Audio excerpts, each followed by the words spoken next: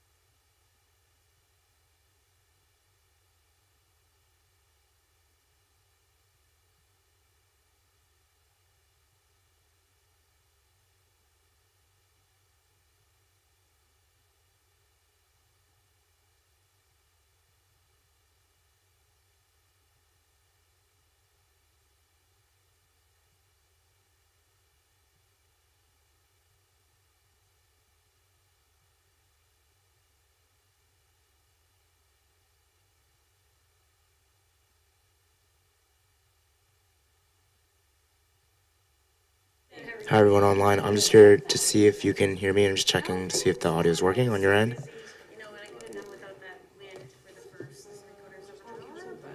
Sounds good to me. Counselor Braithwaite, can you hear me all right?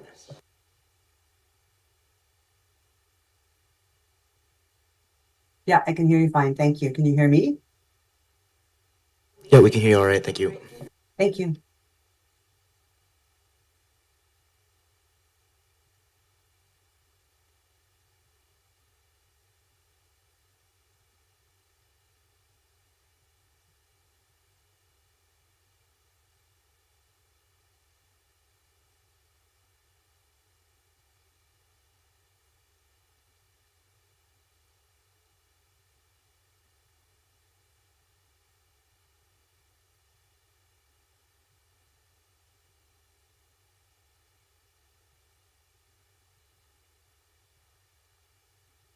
Councillor Braithwaite, it's Councillor Watson here. I just want to confirm that you can hear us and we can hear you before the meeting begins. You can say a few words if you'd like.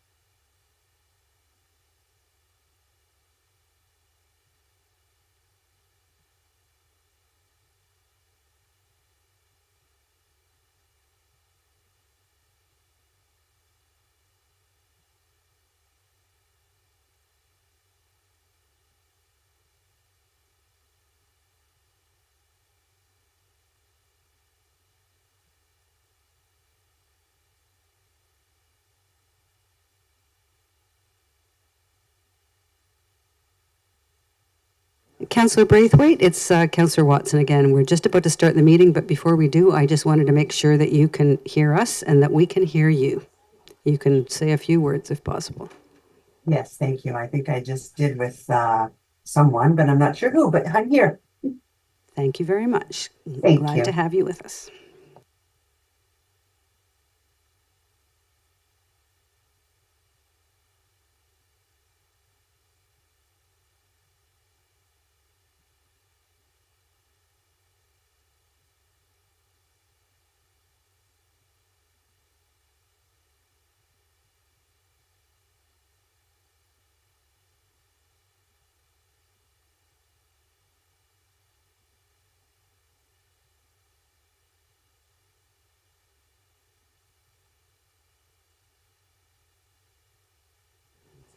Good evening, everybody, members of the public, Oak Bay staff, and council and mayor. It's a pleasure to have you with us this evening, and I would like to call the Committee of the Whole meeting to order for July the 15th, 2024 at 7 p.m.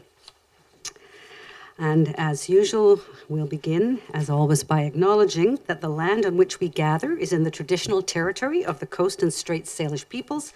Specifically, we recognize the Lekwungen peoples, known today as the Songhees and Esquimalt nations, and that their historic connections to these lands continue to this day. Just for those members of the public who may be joining by Zoom, there will be opportunities throughout this agenda for public input for certain items. And if you are there, you'll be visible and I will recognize you when it's your opportunity to comment. And also, if you are calling in and you're already listening to us and you wanted to speak, you would call in the toll-free number. You use *9 to raise your hand to be recognized and *6 to unmute when it's your turn. So the next item on the agenda is just the approval of the agenda. May I have a motion to approve the agenda as presented? Moved by Councillor Green, seconded by Councillor Patterson. Thank you. Any questions, corrections, additions? Anything to say about that? No? Seeing none, I'll call the question. All in favor? Opposed? None. That motion is carried. Thank you. The second item would be the adoption of the Committee of the Whole minutes from our last meeting on June the 17th, 2024. May I have a motion to approve the minutes? A seconder? Are there? I should ask if there are any comments, edits, or questions about the minutes? No. If I may, I did actually have one under the, if I just could make the notice to just make a slight change if possible, and then I'll get a support to amend the motion to adopt them. It just notes when I spoke that I said I attended the Heritage Commission as the chair, but I'm actually the council liaison. So I just wondered if you could just strike those words. And then now I would ask for an adoption of the minutes as approved with that amendment. Thank you again, Councillor Green. seconded by Councillor Patterson. Thank you. All in favor? None opposed? That's carried. Thank you. And our first item of business is that we are pleased to receive a delegation from the Oak Bay Business Improvement Association. I believe one or other, or maybe both of Ms. Leary and Mr. Cowden are here to make a presentation. You're both welcome to come forward. Just to let you know that you have 10 minutes to provide your remarks to us, please. And after that, you may be getting some questions from council, but you're welcome to come forward at this time. And you know the drill, just identify yourself by name and affiliation. Thank you. And then over to you. Thank you for hearing us and allowing us to come and make a presentation. I've sent in a letter to you and you've all received it, so I'm not going to reread that. You already have it. Heather Leary will make a video presentation. We also have Danielle with us. She's on the board and she's with Edward Jones and part of our board as well. So we thank you for listening, this opportunity to make representation, and as always, your continuing support and input to the Oak Bay Village BIA and our endeavors. So I'm going to hand it over to Heather. And afterwards, if you have questions, if it's appropriate for Heather or me, we'll answer. Go ahead, Heather. Okay, thank you. It's a PowerPoint, not a video, so hopefully everything works properly. So thank you for receiving us this evening. We don't get to come before council as often as we used to, so thank you for the opportunity to talk about the work that we do on an annual basis. So,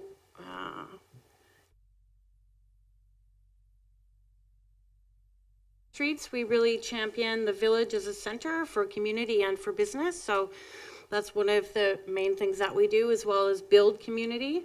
It's very important to us. Also building partnerships, supporting business through marketing and events, as well as supporting community by creating vibrant spaces and bringing community together.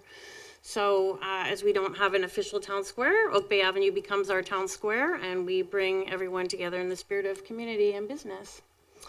What do we do specifically in Oak Bay Village? Well, we hold the Spring Nosh in June, supporting our local food makers and producers, and specifically focusing on the Upper Avenue, creating a welcoming, family-friendly environment to bring people together in support of our important food systems in the community.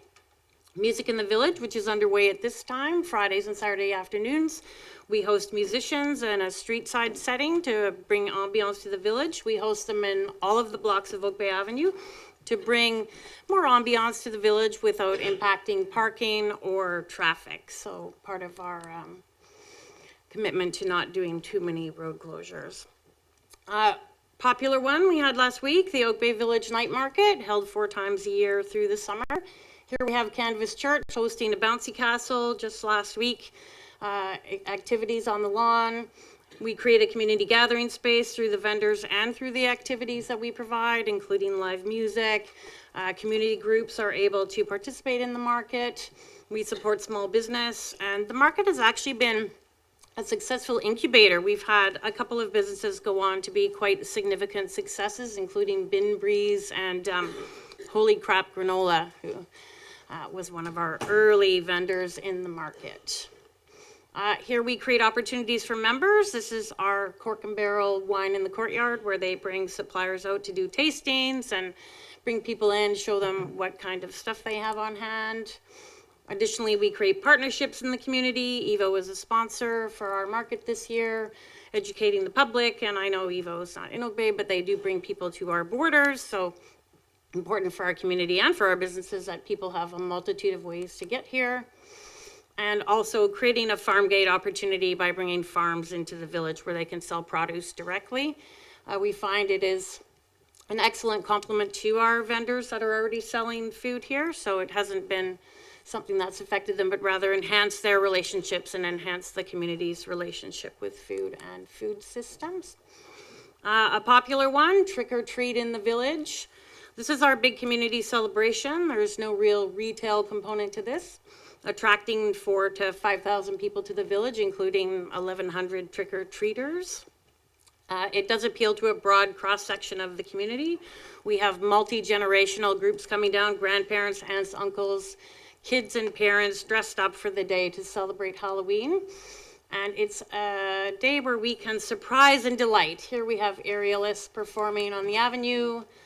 We got extensive media coverage through our pet costume contest, where the mayor joined several members of the media to pick the best dressed pets. Tess Van Straten came down and did several hits from the avenue, and it just raised the profile of Oak Bay Village and Oak Bay, the district, as a vibrant, exciting place to be. Also, it was opportune for us to form a partnership with Oak Bay Fire Department, who created a target where kids could, in this case it's Tess, but aim a fire hose and put out a fire. We brought this forward as one of the things that used to happen at the bonfire. So we're trying to create that community ambiance that we used to have at the bonfire in the park that aren't available now, so we can recreate this on the avenue. Finally, our biggest initiative of the year, the Oak Bay Christmas Festival, where we support commercial success as well as community success in the spirit of the season. We do the lighting on all of the commercial blocks within the catchment area. Appreciate the partnership with the district, who puts the lights on the trees and lights up the municipal hall as well as entrance park. So we're responsible for that massive lighting project. In addition, a few years ago, we added the over the sidewalk lighting to bring additional light to the village and sort of surprise and delight. We do the light up the last Sunday in November. It's our largest celebration. We provide all of the activities at no charge. So sent photos, everything is provided by us. Food is not, but that's what people, kicks off our very important retailer season here in the village. Parade of Lighted Trucks. This is not exclusively organized by us. The Island Equipment Owners Association organizes this. We manage the Oak Bay portion. So we look after the fundraising, the food raising, coordinating all of that, getting that to the Mustard Seed and to the Rainbow Kitchen. For the past couple of years, there's been a live broadcast of the truck parade, which has been rebroadcast through the season, which reinforces Oak Bay as the place to be at Christmas time. Also, through our initiative, we've raised 25,000 pounds of food and $8,000 since we started measuring that in 2005. We actually started working with them in 2003. But in addition to our efforts, we also launched the Realtor Food Bank Challenge. So we coordinate the competition between the real estate agencies.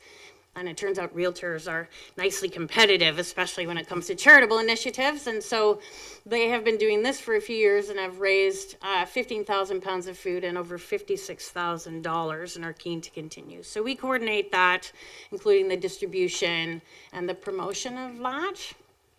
Also, outside of events, we do a variety of things, one of them being our artist banner series. So we coordinate, print, the banners that go on the street poles. They change seasonally, and we have 3 of our 4 seasons are now Oak Bay artists. So Oak Bay artists apply. They're selected by a committee, selected blind, and then we print the art on the banners and pay them an honorarium. So very well received by the public. People are very proud of their Oak Bay artists and look forward to seeing them every season.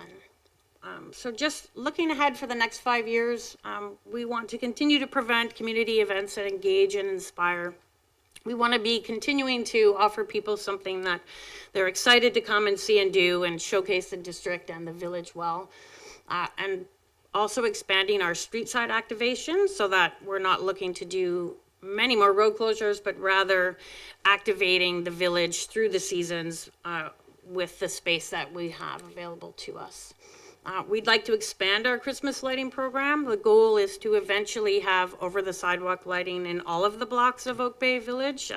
We currently are stopped at the few that we have, but hoping to be able to expand that in the coming years. We look forward to doing more liaising and communicating.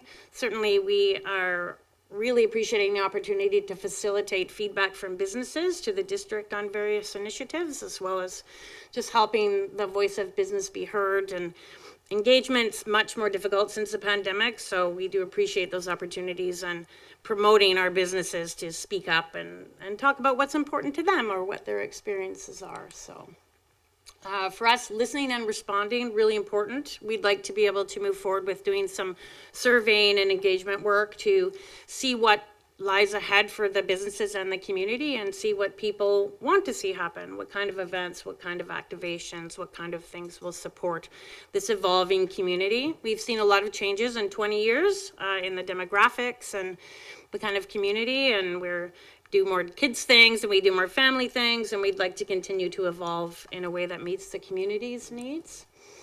And then also our collateral and infrastructure, our website certainly needed an upgrade more than 5 years ago. So we're hoping to be able to do something about that in the future, as well as additional social media support and looking at things like cooperative advertising and marketing to specifically support our members and reach the community and let people know what we're doing.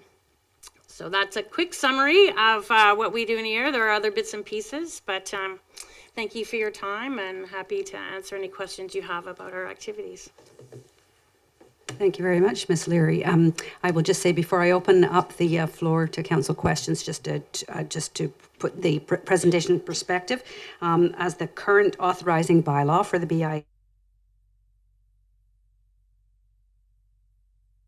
sometime in the fall of 2024 for consideration of a new bylaw and a new funding arrangement, or whatever that is under the bylaw that would be required. So I just wanted to make sure that council understood that as I now open up the floor for questions. And I will start a speakers list, anybody who would like to address and ask questions of our guests. Thank you. Councillor Braithwaite, I should have looked up. You are first. Please go ahead. Thank you very much, Chair.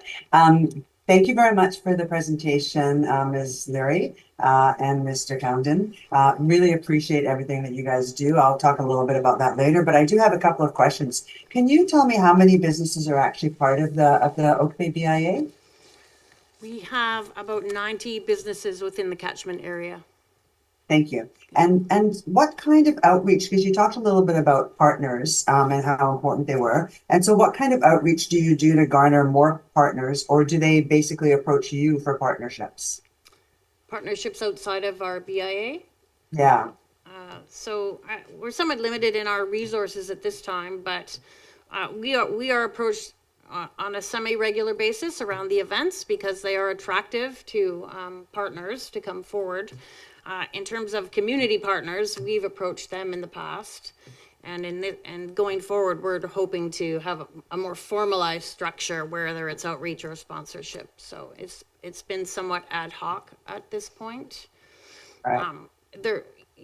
We'd like to have something that's a bit more formal, so we know that it's meets certain criteria around what we're doing. So we're fairly strict around who we would partner with. Like Evo was a partner in terms of providing, different transportation, but we would be strict in who we would reach out to. Thank you. Chair, I'm not sure if this is the time to make a comment or if I should wait for my comments. Councillor Braithwaite, I think Mr. Camden would also like to add on to the end of that I'm so sorry. reply. If I could add, a few years back, probably 4 or 5 years ago, a major telecommunications company, we all know it, was putting fiber optic throughout Oak Bay, and they spent a great deal of money. And to promote that, part of their promotion was they, I don't know if I should name them or not, but anyways, I haven't. They wanted to be partners with us, and so they made generous contributions as a sponsor for us in our events. Now that maybe the 5 years has gone by and they have done the promoting that they wanted to have done, they've moved on to other communities. So that was a significant contribution on an annual basis for a few years there that made a big difference, and particularly made a big difference when we came to council 5 years ago looking to increase the budget. Then we had a very steady stream of people wanting to be involved.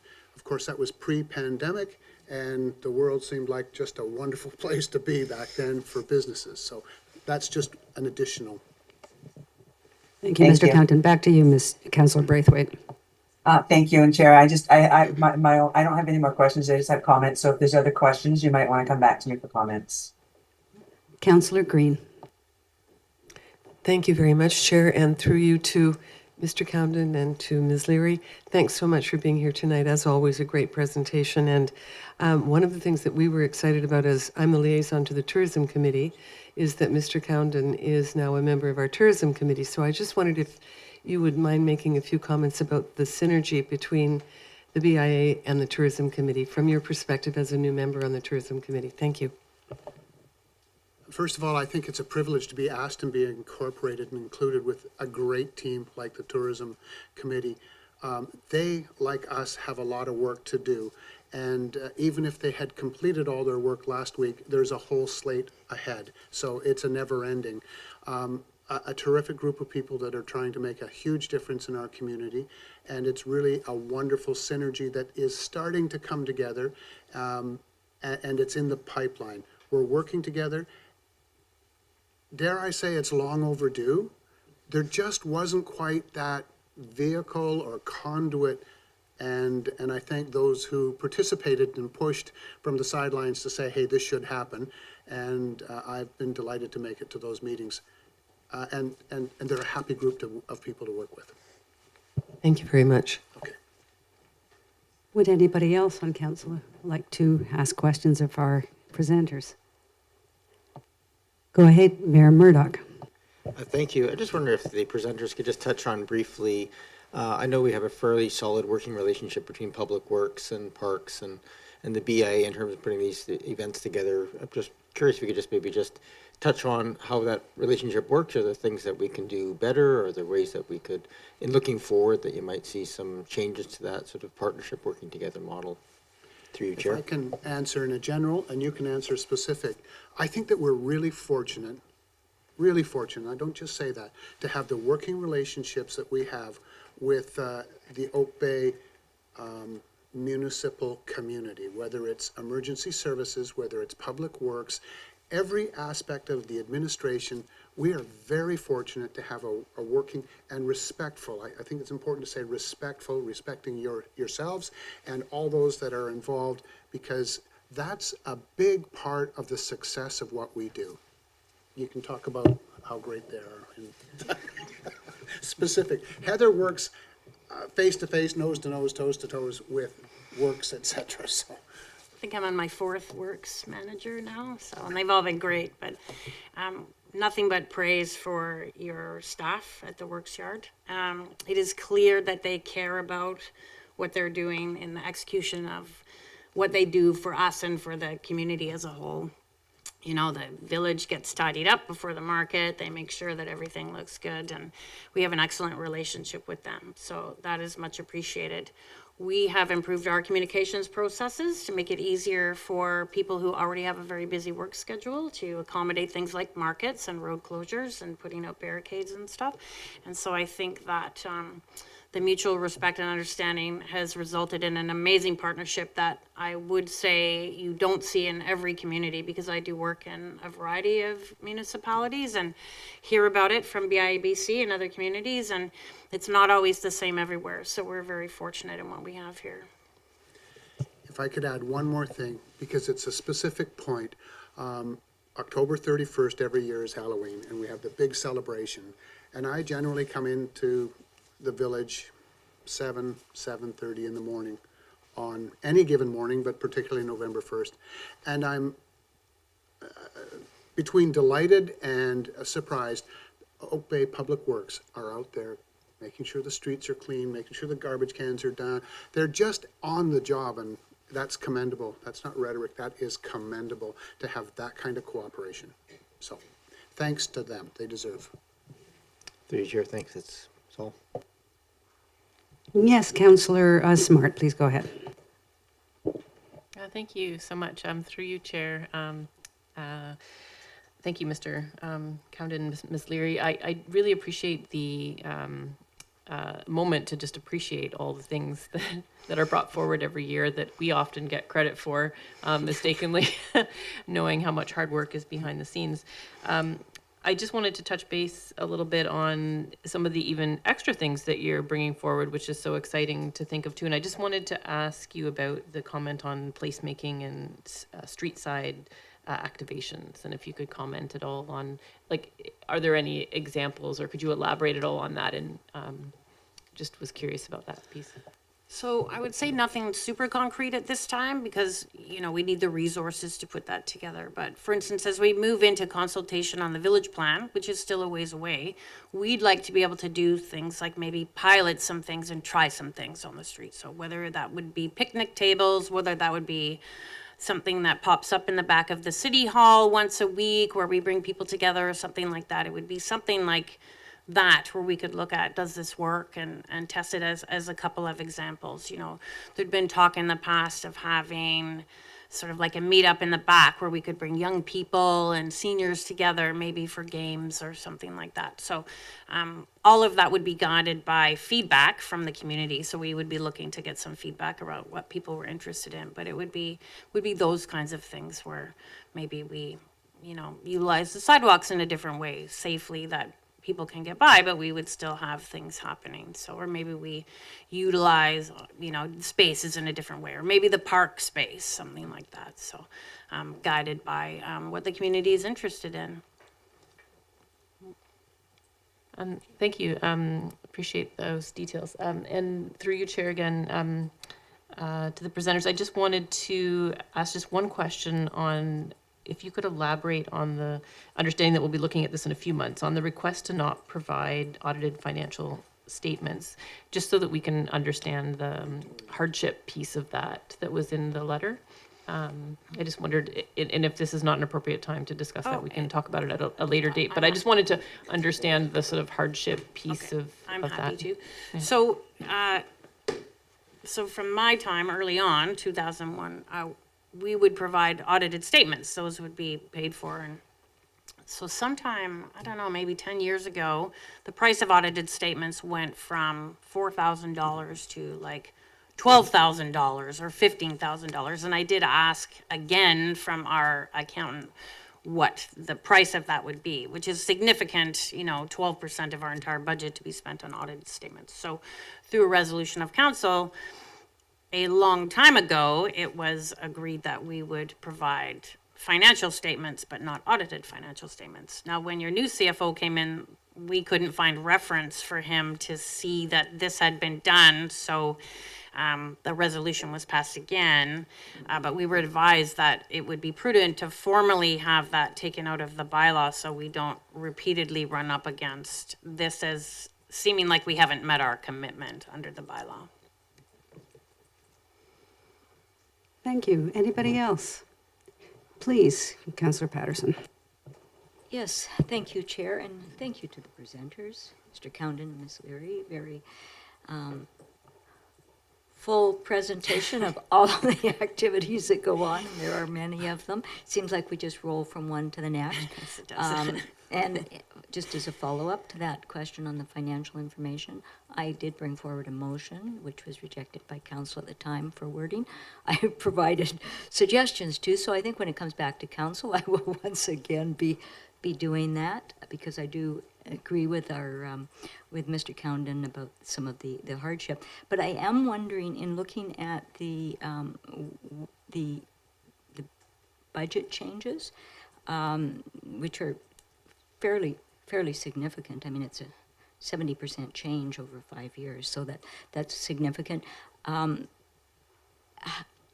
What's the conversation been with the business community in respect to this and their support for this change?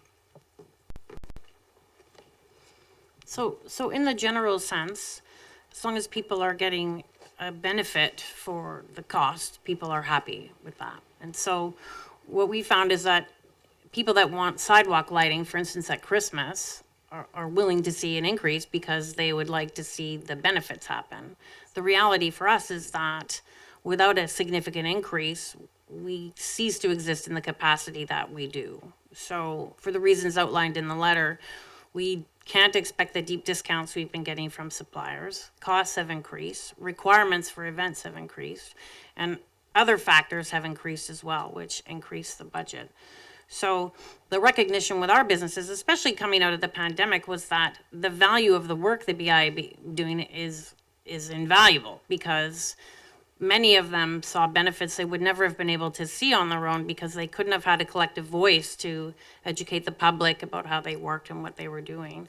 And so as we move into consultation on the village plan, which is far-reaching impacts on the businesses and how they will work and operate in this community, the work has never been more important. So we are going out to our members as ambassadors to the landlords because they have to go to them to explain to them why this is important, what they're doing, how it helps businesses succeed, and why it benefits landlords. We've been having informal discussions that will now we've reached this point, move into the formal stage where we can move that forward. But in the meetings that we've had and in the discussions that we've had, people have been very receptive. Have they been given an exact number of what it'll cost? No, so I can't speak to what the result would be out of that. But the concept that we need to have better funding so we can deliver better service has been very well received. Yes, please go ahead. Thank you. Thanks for that explanation. And just the follow-up then, when you talked about the landlords, so then the collection, of this levy is like most places collected in the business tax levy, and so that's why the discussion on the landlord. So we're funded by a tax on commercial property within the catchment area. So the landlords see it on their bill.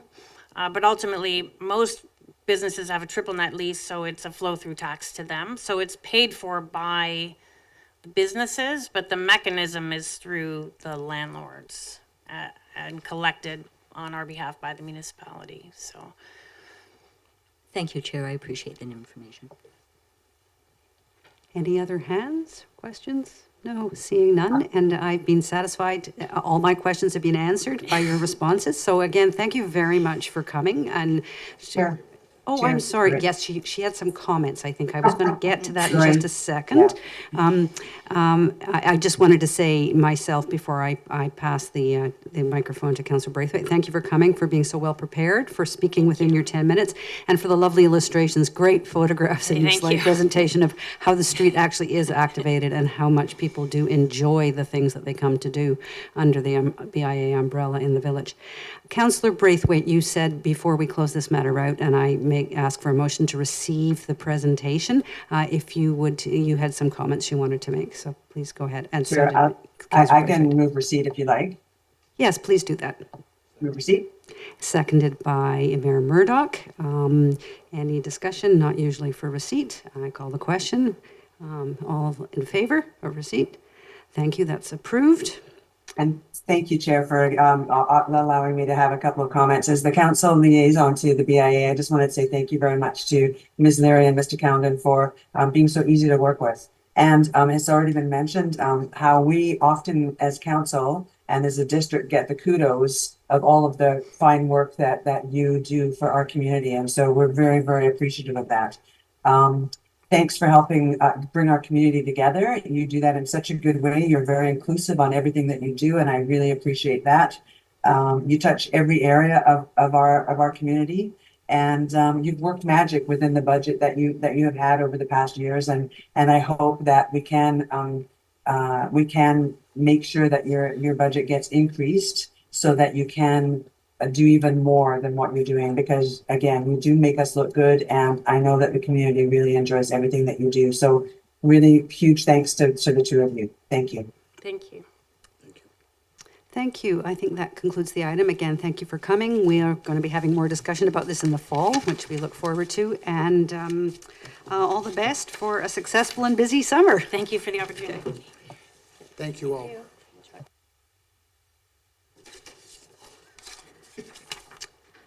Moving. So the next item on our agenda is mayor and council verbal reports, and we'll start with the mayor, and then I will go around the council table in counterclockwise. Over to you, Mayor Murdoch. Thank you, through you, Chair. Just very briefly, because I do get a chance to provide updates on a weekly basis. I just want to just express my appreciation to staff and the Arts Committee for putting together the 2024 Art to Life Sculpture Tour, which happened last week. We had 3 artists, Eric James, David Martinello, and Tercilia Neves. who came and presented their pieces of art, as well as two singers, Chelsea Cooten and I Horton, who were sopranos who serenaded the pieces with various inspired pieces. And it's a really wonderful event, and sort of kicks off all of the public art this year. So 7 new pieces, I believe, and I think that's 20 or so permanent pieces. I also just want to acknowledge the CAO Williams and I both attended a memorial service for Michelle Sam this morning on behalf of the district, who passed away recently and has been a fairly regular fixture at various intergovernmental sessions, and as a welcomer and a real voice for the Songhees community, and her loss is really deeply felt. So very sad morning, very sad loss for their community, but appreciate the CAOs and myself being able to go and attend that. And that's pretty much my summary for today. Thank you. Thank you, Mayor Murdoch. Councillor Patterson, what have you been up to? All right. I think, like most members of council, I've attended a lot of community events lately, so I'm not going to go over all of those. I'm sure other people will cover them. It's been very active between Arts Alive, Pride Parade, night markets, and anyways, it just seems like we've been constantly on the go. But I should mention that there were no APC or Advisory Planning Commission meetings held in June or July, so I was free of time for that. But on June 27th, I attended the Victoria Family Court and Youth Justice Committee meeting. At our meeting, Grace Lohr, the Minister of Children and Family Development, was there to present the committee with a progress report on SAGE. That is a program that supports youth in care before their 19th birthday, and also provides benefits now for after their 19th birthday to about the age of 27, so that there's some continuity of support that to alleviate the problem of kids who age out of care. The program was established in 2018 to strengthen abilities and journeys of empowerment, hence the name SAGE. Everybody likes the acronyms, right? Since inception, the number of youth registered has increased substantially, originally from 1,500 to now over 10,000, with 300 still waiting for processing of their applications. The average daily case for youth involved in the justice system is about 1,000, so that's down about 10% from before the program started, and the number held in remand has dropped to only 24, so that's a substantial reduction on the number of youth that have been held in the remand centers throughout the province. Our committee, of course, raised concerns about the closure of the Prince George Youth Custody Center that was closed in March. It was really with the closure of that and the Victoria Center, that means that we have no centers anymore on the island. So any youth that are held in custody are now having to go to the Burnaby facility. And while the province has made provision to offload some of the cost of transporting family or community members to try to continue the reach out to the youth that are in custody, it's not an ideal situation at this point for those youth. So we had pretty comprehensive discussion about ways of keeping youth connected to their committee. The committee also approved a motion to action advocacy, which I think I will be bringing back to council in the fall when the committee meets again, regarding pedophilia and online grooming of youth. And what we are taking advocacy on is including amendments to Section 152 and Section 153 of the criminal code. So as we move through those, I think I will be bringing them back to council in this fall to get support from all of the municipalities within the region. So that concludes my report. Thank you. Thank you, Councillor Patterson. Councillor Smart. Oh, thank you for the opportunity. Really inspired this time of year to attend both the Camosun College graduation ceremonies as Camosun liaison, as well as the Oak Bay High graduation ceremonies, having my eldest graduating this year, and just taken aback by the confidence and the future plans of all of these youth in our community, that I hope that with this great work we're doing with our housing, we will retain this talent and all of these inspiring stories that I now feel like I have been given through these ceremonies. So really exciting time of year to see so many of our youth heading on to new adventures. Also really enjoyed attending the Pride Parade and the Pride Festival this year, and seeing the energy of our community come together around inclusivity. Very rewarding. Also had a really fantastic meeting at the CRD for our Inter-Municipal Climate Action Group, continuing to work together to move climate action forward. And I'll keep that short and sweet. Thank you, Councillor Smart. Councillor Braithwaite will pretend you're in the room and you're sitting to my left. You're next. Thank you so very much. Yeah, I'll keep mine very short as well. I had the opportunity to meet some residents around the Carnarvon Mark Master Plan, which was very interesting. Attended various Canada Day celebrations, and also was fortunate enough to attend the swearing in of our new Deputy Chief Rice, which was really lovely.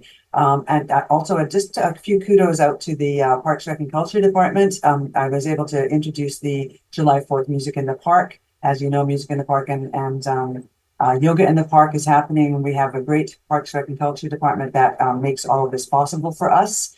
Everything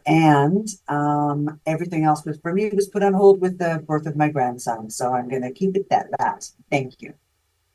Thank you, Councillor Braithwaite. Councillor Appleton, please. Thank you, Chair. I'll be similarly brief. As I did actually miss a few of my typical events because I've been away from the community either on vacation or for the day job quite a bit lately. I did actually have to miss chairing, usually playing my usual role as chair of the Greater Victoria Public Library Board. I did miss the meeting, unfortunately, on June 25th. Our chair of our finance committee stepped in to chair that meeting, and everything went smoothly as you would expect. And the Greater Victoria Public Library Board is now taking its summer break and will reconvene in September. I did attend the Arts Alive opening celebration with the mayor, which was really, really well organized and just a lovely evening and a lovely time. And I really appreciate staff's efforts to get that organized, including nice pom-poms for my bike, which were a nice bonus. And I did also attend as liaison to the Heritage Foundation on July the 9th. And as Council is aware, the Heritage Foundation has its usual presence at the night markets for the balance of the summer and into September. So please attend and give them your support. And if the community has questions, I encourage you to attend. Thank you, Chair. Thank you. Councillor Green. I'm last and I'm least because unfortunately I was ill for 10 days, so I missed a few events also like Councillor Appleton, but I was very happy to attend the swearing-in ceremony for our new Deputy Chief of Police. I also attended a neighborhood meeting with the Carnarvon Park group with Councillor Braithwaite, and we attended as the liaison and alternate liaison to Parks and Rec. So that was to talk about Carnarvon Park and its future. And also tomorrow is the Regional Water Supply Commission meeting. I'll be attending that. And the South Island Reconciliation Advisory Committee, known as CIRAC, has suspended meetings until September. So there have been no meetings of that group since, I think the last meeting was in May. And so I attend that with our Chief Administrative Officer, Ms. Williams. And I just wanted to add to the comments that Councillor Patterson made about the lack of facilities, custodial facilities on the island for juveniles. This also has been the case for juvenile and adult women for decades now. And it's not satisfactory, and I'm hoping I might raise the issue again. I tried in 2014. I had the region sign on to a resolution at each of the tables to bring facilities to the island for women in custody. But the good news is that Our Place Society has just opened, and I had the opportunity of touring their facility. It's called New Roads for Women, and they will be taking 20 women with addiction and other issues, not necessarily in custody, but at least it's a start. Thanks. Thank you, Councillor Green. And I just have a few things that I'd like to report on in my role, both as council liaison to some things and also as the acting mayor. I had some great, lovely opportunities in the last month. On July the 18th, I attended, as did Councillor Smart, the South Island Prosperity Partnership AGM at the Delta Ocean Point. I should update you that the search for their new CEO has not concluded yet, but I'm sure they're hoping to announce some good news soon. At that AGM, they released our impact journey, which updates I'm holding up, for those who are not coming in by video, I'm holding up a copy of our impact journey, which they circulated to anybody who attended, which really updates on all their various initiatives and is quite a good publication. And just a reminder that they have now officially launched their Victoria Rising brand platform, which has resources for businesses, any organization in the community who wants to be able to promote a greater Victoria and the South Island as part of their work. On June the 19th, in place of Mayor Murdoch, I attended the BC Consensus on Brain Injury, Mental Health and Addictions Year 3 event up at UVic. I was there for the opening reception and a feature presentation, which was the screening of a very moving movie called After Heather. About a young woman who was actually now many years later in the audience with her mother. She suffered a traumatic brain injury while working as a dancer in Japan and hit by a car. And there was a little connection to Oak Bay with all this, because both Heather and the filmmaker Clinton Butler met when they were youngsters as students at the Canadian Centre for Performing Arts, and that's how they made the link, and he produced the film. Anyway, one of the really key things that I learned about there, and is media today or in the last couple of days, is the hidden epidemic of acquired brain injury as a result of drug overdoses in BC. So we have a drug overdose epidemic, but we have a much larger epidemic related to acquired brain injury. On July the 1st, Canada Day, I was delighted, again, wearing Mayor Murdoch's hat, to welcome participants from 15 schools in 12 countries to the Water is Life conference at Oak Bay High. It was very, very well organized, and there was a fabulous keynote presentation by Ellen Kelsey. Locally, she's an adjunct professor at UVic and the author of Hope Matters. And she spoke to the students about the need for success stories and monitoring the progress and the good things that are happening with respect to battling climate change as an important antidote to climate despair. And then 4 days later, I was able to return to this wonderful group of young students as a poster judge because they all had to showcase their research in poster presentations. And I have to say that the quality of work, me and the other judges agreed, some of it was actually at the postgraduate student level, and these were high school students. So it was just wonderful to have that going on in our community. I was also very moved to attend the swearing in of Chris Rice, our new Deputy Chief of Police. Very, very moving remarks by various speakers, including Mr. Rice himself. We are going to be very well served by our new deputy. And then to Council Liaison Meetings, Heritage Commission, Advisory Design Panel, and other meetings and conversations with members of the community. Thank you. That's all I have to say. That's the end of item 5. The next item, and I don't see anybody online, but I do see people in the audience. So this is an opportunity for public comment and question period. So members of the public, either attending in person or online, you can just need to come forward. You have state your name, your municipality of residence, and the topic of your remarks, and then you get 3 minutes to address us. You should address all your comments through the chair. I don't see anybody online, but I am looking into the audience. So would anybody like to come forward and address council? Nobody is indicating they want to do that, so perhaps these are people who are coming. There are other items on the agenda that are open for public input, so maybe we'll hear from you then. Thank you. That concludes item number 6. We'll move on. Ton, is there anybody calling in online that I'm not seeing by phone? Okay, thank you. So now we move on to our staff reports and item 7.1, and this report and council have an opportunity to ask questions. And so I'm welcoming Mr. Tilson, our emergency program manager, and I believe you have a presentation. And so this is about our Oak Bay Community Risk Assessment. So please take the floor. Thank you. Yes, thank you very much. Good evening, Chair and members of council, Mayor. As I was introduced, my name is Jacob Tilson, and I manage the emergency program for Oak Bay. I'm also joined here tonight by the fire chief and our designated emergency program coordinator, Frank McDonald, as well as Mr. Jim Lamort. I'll actually invite you to come up to the table here.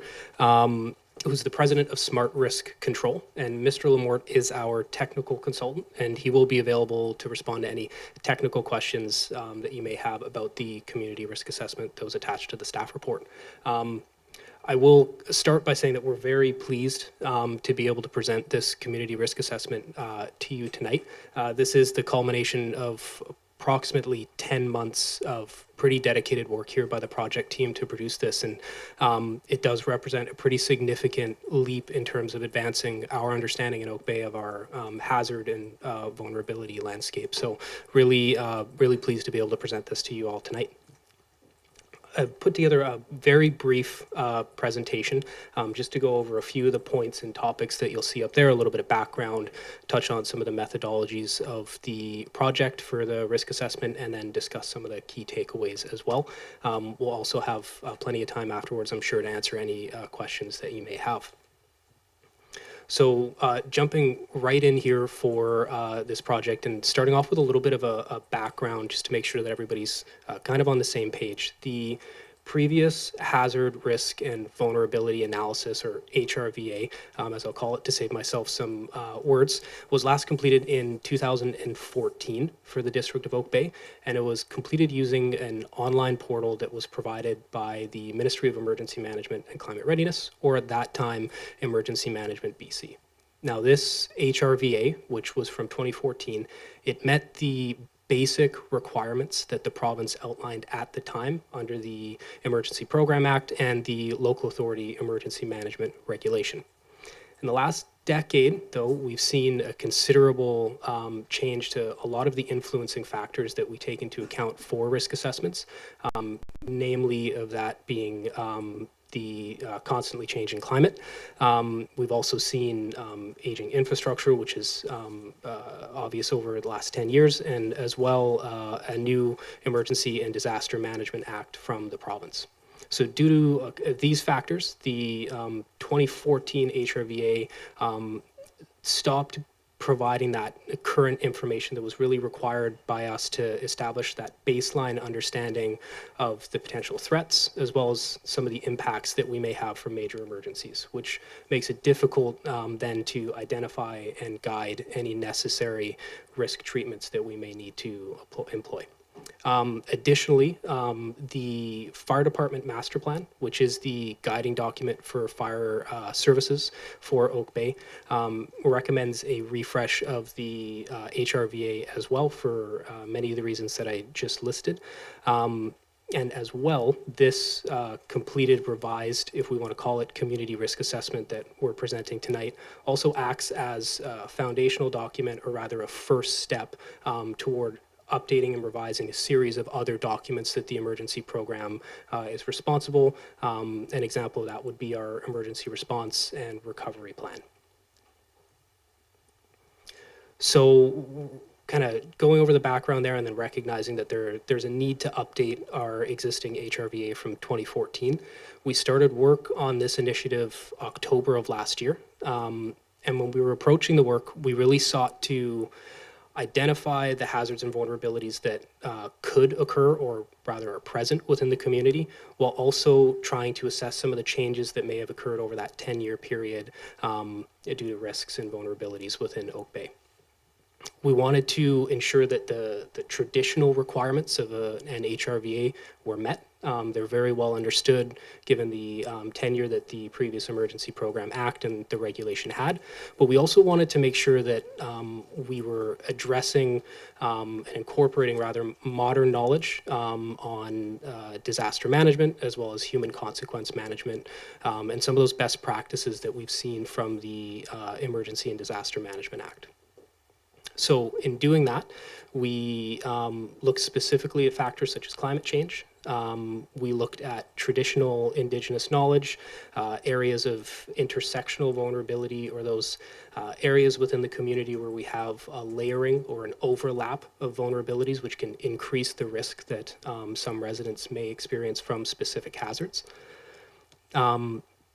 And one of the examples, I think, of one of the more visible changes to the risk assessment is actually down to the language that we've used when we've written the assessment.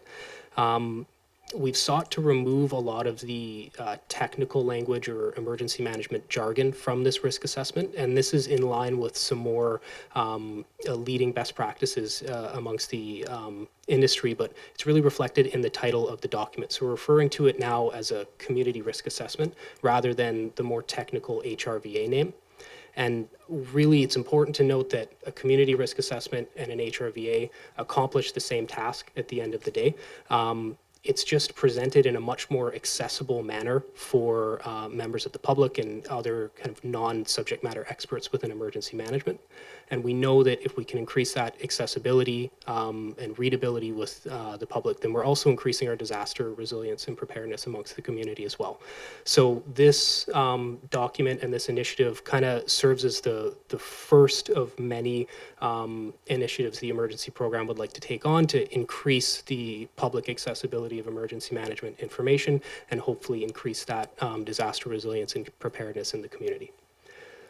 So outlining kind of the goals, the scope there, when we were starting to undertake the work, we wanted to make sure that we really could achieve the level of depth that we needed with this document, because it's such a foundational document that lends itself to the revision of other documents as well. We wanted to really focus on making sure it was as sound as possible. So we did engage the services of an emergency management consultant through Mr. Jim Lamort here to my right to help us with the research, development, and analysis in the risk assessment that you've received tonight. So kind of looking into the specific methodology that we applied, and Mr. Lamort can speak more to this as well, I'm sure, but we really wanted to take into account the Modernized Emergency and Disaster Management Act. So that was received royal assent in November of last year. And this was really developed a lot of the backbone for kind of determining the scope of the research that we would need to conduct and the topics that we would need to research. It's maybe important to note that the specific regulations pertaining to risk assessments from the Emergency Disaster Management Act, they've not yet been released by the province, but we do have a very good and sound understanding based on the new statute what specific requirements in terms of research are required for risk assessments now under this new statute. So we wanted to produce a progressive document that incorporates changes to the risk assessments that were outlined under the statute. And to do this, we made use of available studies and surveys.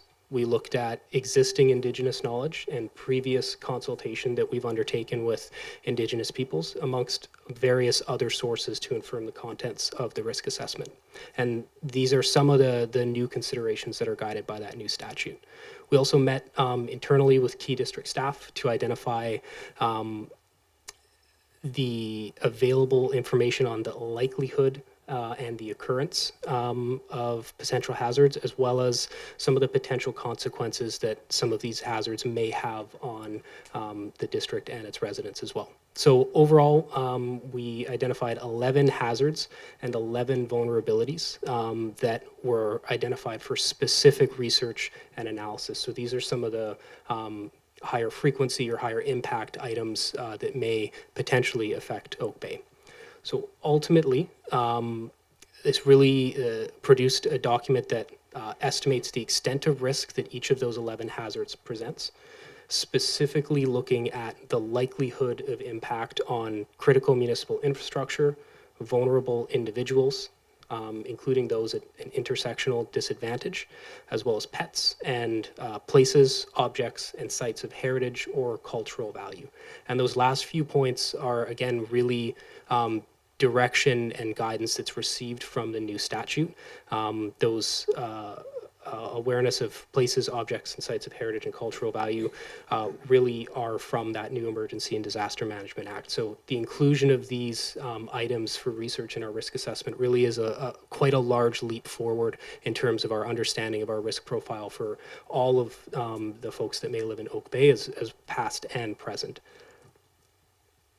Now, when we look into some of the key takeaways from the risk assessment and kind of what we've learned from it, the risk assessment makes a total of 46 recommendations. And in a final report, they've been summarized into 4 major categories. So those are recommendations that deal with hazard mitigation. So those things we can do to best avoid a hazard from impacting us. Secondly, we have emergency response and preparedness. So those are the actions that allow us to respond appropriately to a potential hazard, but also ensure that we're prepared to do so as well.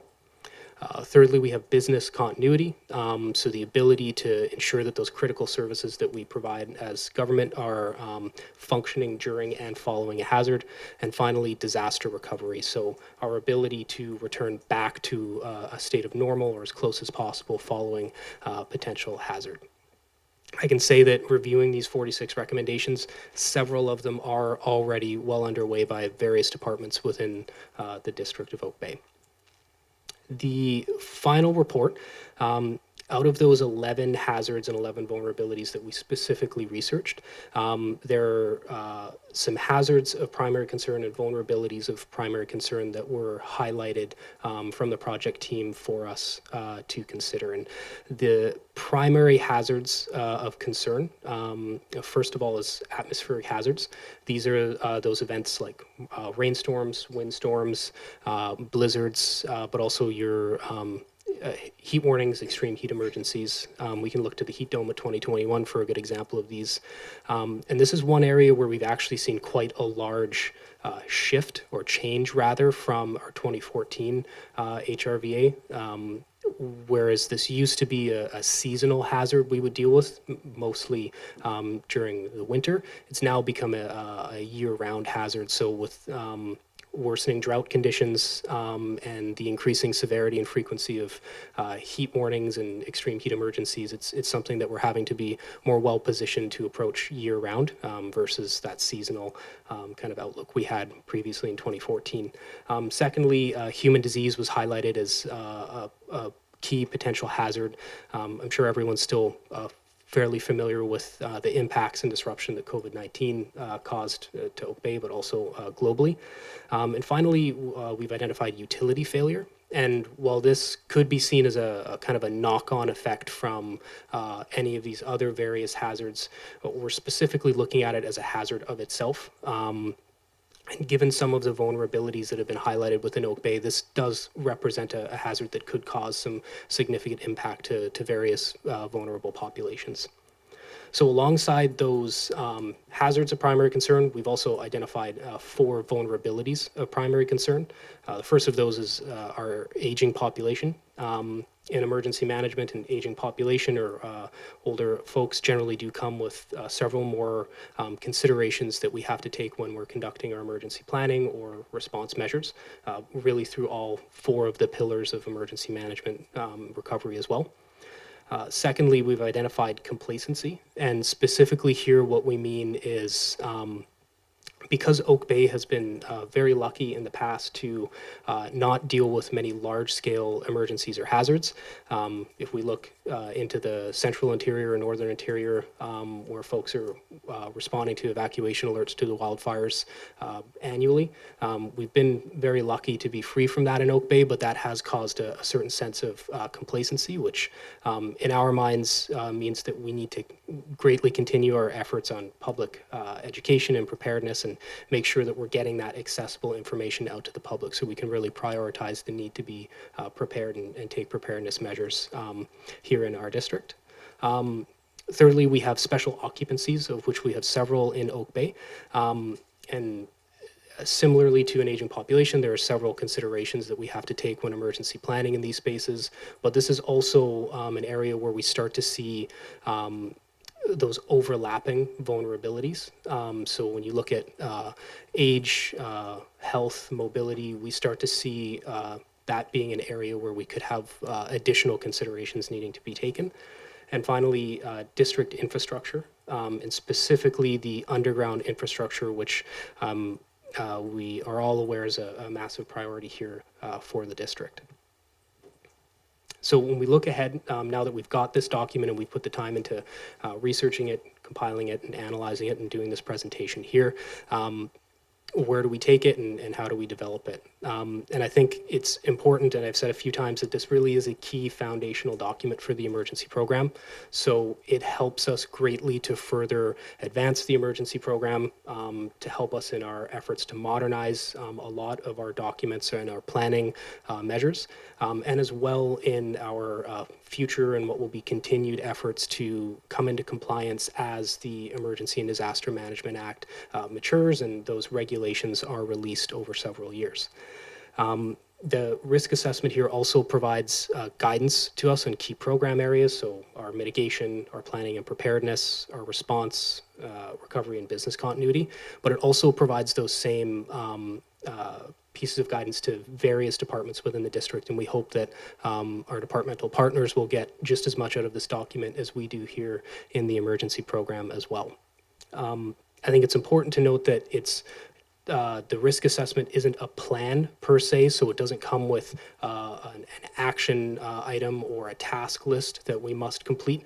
It is rather a guiding document that we can really use to kind of highlight those key areas of risk and potential actions through that understanding of our risk profile. And then, of course, looking into the future, so how do we develop this document and revise it and keep it fresh?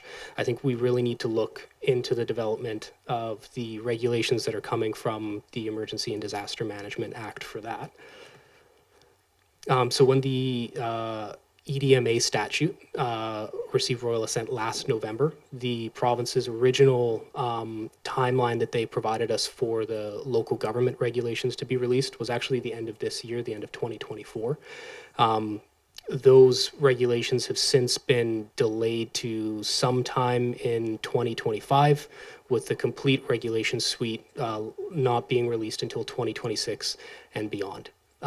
So when we look at this here in the emergency program, it kind of tells us that further development and revision of this risk assessment to align with the Emergency and Disaster Management Act really isn't possible until we get that complete suite of regulations, or at least we get the regulation pertaining to risk assessment and further instruction from the province. Because of that, we're looking to tie our next revision cycle for this risk assessment that we've put together here for you tonight to the release of the subsequent regulations once all regulations have been released. And we feel that those two things should marry up pretty well together. When you look at kind of the normal cycle for revising documents like this within a community, it's generally around that 5-year mark, unless there's a large shift in a risk profile. And given the timeline from the province and kind of some of the previous delays that we've seen, it would really kind of land in that 2 to 5 year mark for the regulations. So that puts us right in line with kind of the norm of the cycle for documents like this. Ultimately, kind of rounding it all out here, we've produced a very contemporary risk assessment that really does greatly advance our understanding of the risk at all levels here in Oak Bay, various different areas within the community and demographics, and we really are well positioned right now to kind of progressively update the document as we're able to with the release of those regulations. So I'd like to thank everyone for your attention on that, and welcome any questions that may arise. Thank you very much, Mr. Tilson. I'm sure there will be plenty. significant and important. So I will I guess I will ask a question of you before I ask for questions of staff. There are a couple of recommendations from you here. One is clearly to receive the report, and the other is to ask for, I guess, our approval to for this to be updated as more information is released by the province. But is there anything else that you need of council that might help focus our questions in terms of carrying out this work and that role and responsibility? Maybe that's putting you two on the spot right at the beginning of this. Maybe go ahead. I definitely appreciate the question. I may pass it off to Chief Frank McDonald here to take the lead on that one. Thank you. Yep, thanks, Jacob. And thank you, Chair. I think maybe the easiest way to say is, as Jacob indicated, this is really a starting point in this document, and it's also a transitional document until we get to the regulations. And I think the biggest piece is being aware that we have other documents that will be coming before council in hopefully before year end. So we need to do a revision to the emergency program bylaw. So we have a draft of that will be coming forward, as well as we are in the process of updating our emergency response recovery plan with revisions. Again, for some of these documents, we can only go so far because the regulations and statutes aren't over the finish line, but it will allow us to at least get to a point where we are modernized to the best of our ability and set us up where we are current as best we can be until the regulations are released. And then we are in a really good sort of point to then have some good progressive steps. But I'd say, to council, to answer your question, accepting this document in its current state will then allow us to move forward with the bylaw, and then the response recovery plan is the next supporting pieces we can hope for from council. Thank you very much, Chief McDonald. And now I turn to my council colleagues, and I'll start a speakers list. I see Councillor Pattison, then Smart, Mayor Murdoch, Councillor Green, Appleton. I'm looking up at you, Councillor Braithwaite. You're probably on the list too. Okay, great. We'll start with Councillor Pattison. Yes, thank you, Chair, and thank you, Mr. Tilson, for the report, and Chief McDonald for the support on the report. Certainly, it outlines the refinement of professional standards in emergency preparedness. What I would like to understand a little more clearly too is that our website still refers to the Oak Bay's 2009 status as a disaster resilient community. And I wonder about the messaging that we're sending out about that, but it still is a key component because I think this community achieved that status and built on it by having members of the community really involved in the core of response through mitigation and preparedness. And that aspect is not really covered in here. And I think it's important that somehow that there's a continuity of that conversation with the community and continuing to gain their support for helping with mitigation and readiness where they can. So I'm wondering if you could comment on how we are also managing that in harmony with this. Through the chair, might I'll take that one for Jacob. I'm not sure if he's necessarily familiar with some of the content on the website or that specific initiative. So the Disaster Resilient Initiative, and Jim will be familiar with this as well, but typically they relate to United Nations resolutions that individual communities could basically participate in. So I had participated with my former employer on various United Nations resolutions. And that's ultimately how Oak Bay got to that status, but it's specific as it relates to the metrics that are outlined within the UN resolution. And they are not necessarily aligned with the Provincial Emergency Program Act or the regulations that we had in play. Or so at the end of the day, met the United Nations piece, but hasn't necessarily kept pace with our EDMA progression or climate as things have progressed in there. Jim, I'm not sure if you have anything else you can add. Yeah, the international standards now really demand participation, information, ideas from the public as well. So we're not just in this as staff members and elected officials. We're mitigating, preparing for, responding, and recovery with a host of support, including the BIA, who was in the earlier presentation. They play a key role in all of those elements there. So bringing that together builds the resilience that you refer to. And that's actually one of the key recommendations out of this report as well. Please go ahead. Thank you, Chair. Appreciate that information. Just as a follow-up to that then, while all of this is going on, and I know this involves a lot of time and effort to get to this stage, and it's very important work, but are we maintaining the connection with the community and involving them in this? And if so, how?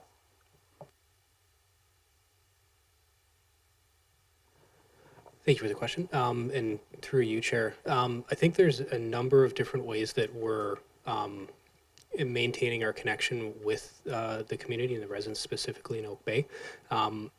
Obviously, a large component of that is actually our Oak Bay Volunteer Service, and that's kind of our direct one-to-one link with many members of the community who are passionate about a lot of these emergency management principles and disaster resilience and kind of humanitarian aid. We also provided a number of presentations, and we've actually redone our community emergency preparedness presentations that will offer at a number of locations throughout the district, and in the future on a more regular basis to members of the public at the various rec centers as scheduled programming. But maybe a more in-depth way and a programmatic way, to look at how we're involving members of the community to kind of take responsibility for their own personal preparedness and kind of mitigation of their homes and their areas that they reside in Oak Bay is through a neighborhood emergency preparedness program. And that's one of the recommendations, if you dive to the document, that has been brought up, is to develop a more fulsome and well-developed NEP program, or neighborhood emergency preparedness program. So that will include workshops and exercises for the various residents to build off the existing kind of program infrastructure we have, but really taking that a step further. What we hope to do with that is maybe somewhat analogous to the Cool Kit program, in that we have specific neighborhoods throughout the district that have kind of banded together to get to know their neighbors, create kind of a neighborhood emergency plan, and take action for some of the kind of preparedness activities that they can do should they be faced with any one of the hazards that we've outlined in the emergency plan. And Chief, I see that you may want to add something there, so it's good. One of the other key opportunities we've taken to engage with the community is leveraging the district partnerships and outreach opportunities that we have through community survey. So we were able to actually get a substantial suite of emergency program and emergency management related questions in on the community survey this year. That will allow us to get a pretty solid benchmark on a variety of different things. So some of it is looking at current states of personal preparedness, levels of preparedness for climate emergencies within certain families, and then opportunities to develop and support community emergency programs and initiatives moving forward. But again, we'll be able to do it in a measurable way to see how our progress is moving forward.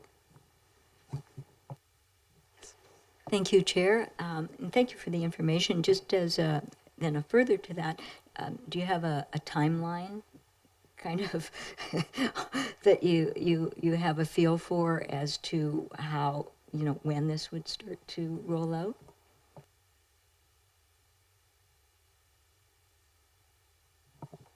Thank you for the question, and through you, Chair. I think that right now in the emergency management space, we're in a very liminal area.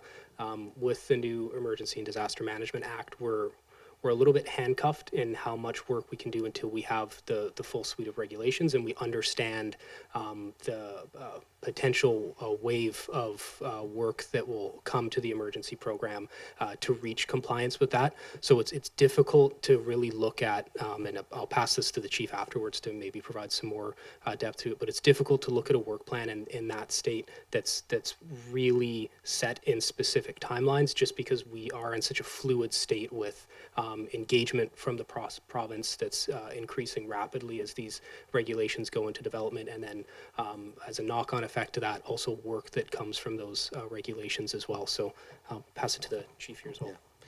You know, we are making substantial progress right now when we look at the document that we're reviewing tonight. You know, it's a foundational piece of work for the, you know, the program to move forward on.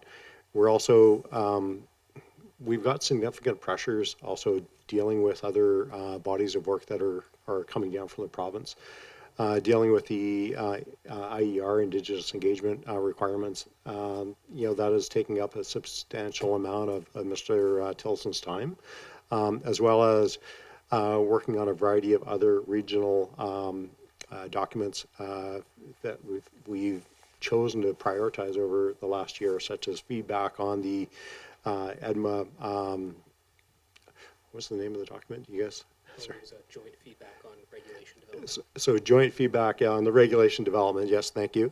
But, you know, very important that we did, because Oak Bay and District of Saanich took the lead on developing a regional feedback document. There's only 19 responses province-wide on that, and Oak Bay and Saanich were responsible for spearheading 13 of those 19. So, you know, I would say that's very important work that, you know, we're doing. And as much as we want to get, you know, look at some of the benefits that come out of the grassroots level, we need to build some of the foundational pieces for us to move forward from, whether it's HRVA, community risk assessment side, whether it's building out a staff emergency management training plan, which then links to, you know, how we're engaging with council as far as additional educational opportunities from emergency management, which is, you know, all things that we're hoping to get to council with before the end of the year. It's a broad suite, but, you know, we have a very small team, but, you know, we are doing, I think, you know, very good things, and we're taking advantage of some excellent, you know, consulting services that we've gotten. I should say that Mr. Lamort has been a long-time resident, you know, of Oak Bay, and we're extremely important to have people of his knowledge and expertise that have resided in our community for a long time and have supported numerous other municipalities within the province and more locally within the capital region. So thank you for that, Jim. Thank you, Chair. Thanks so much for that information. You know, it's good to hear that we're taking a leadership role on these issues and you know, working with the rest of the people in the region. So just back to the Emergency and Disaster Management Act, probably put them on the spot by asking this, but is there a feel for, is this something that it's going to take the province a while to get to an election, set that back? Is it independently worked on? Just what's the feel? How long will we wait? Well, as Mr. Tilson indicated, what we're hearing from the province is somewhere between 25 and 26 and beyond. Our fear is, you know, when we look at things like the Fire Services Act, it you know, was sworn in 2016 and is just coming into full effect this August. However, the most important thing we can do is move ahead with foundational documents like this to get them updated to the best of our ability, and then continue to work. And that, once those documents are done, that will then allow us to get into more tangible pieces that get more into some of the community engagement pieces, some of the specific programs as far as updating our neighborhood emergency preparedness program, and some of the workshops that are used to support that. But it just takes time and capacity, but we need to really kind of focus on some of these super important high level pieces that will then allow us to work on some of the smaller items. One more question from Councillor Patterson. Just before one we last move on. question. As the liaison to emergency preparedness, also on council, will this, are you foreseeing that this will mean a greater requirement from the District of Oak Bay to participate in regional responses, and what might that look like?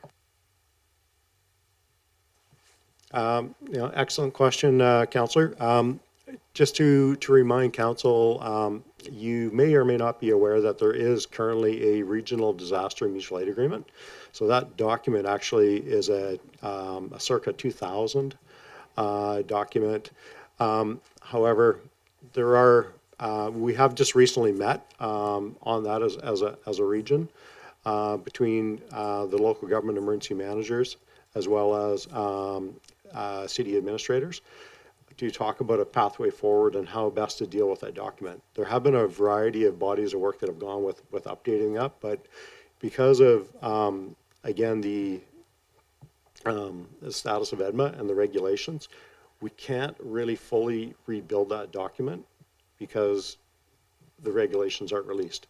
So the easiest way to go is if we just add the Capital Regional District as a signatory to it, that will allow us to at least have a somewhat dated document, but updated to include all of the players that should be involved. So that is one interim piece again that we can do that will at least allow us to operate more effectively regionally. But it's really it's trying to not get bogged down to trying to create perfection in a state where we can't be perfect. So it's just a matter of I wouldn't want to say putting some band-aids into place, but really kind of making some strategic improvements where we can, and then not getting bogged down and moving on, and then knowing that we have to come back. Thank you, Councillor Patterson. Councillor Smart, you're next on my list here. Thank you. And thank you, Mr. Tilson, for the thorough and easy to read report. Amazing how to make this subject so interesting. My first question is just with regards to new potential capital projects. So through you, Chair, to staff, this might be best for Ms. Williams, but I'm wondering with regards specifically to the recommendations around wells and water redundancy and distribution and pump station upgrades. As far as next steps, are those something that if council felt that those were really timely and important that should be brought forward as a future council priority project, or would they come to us at an operational level fairly soon?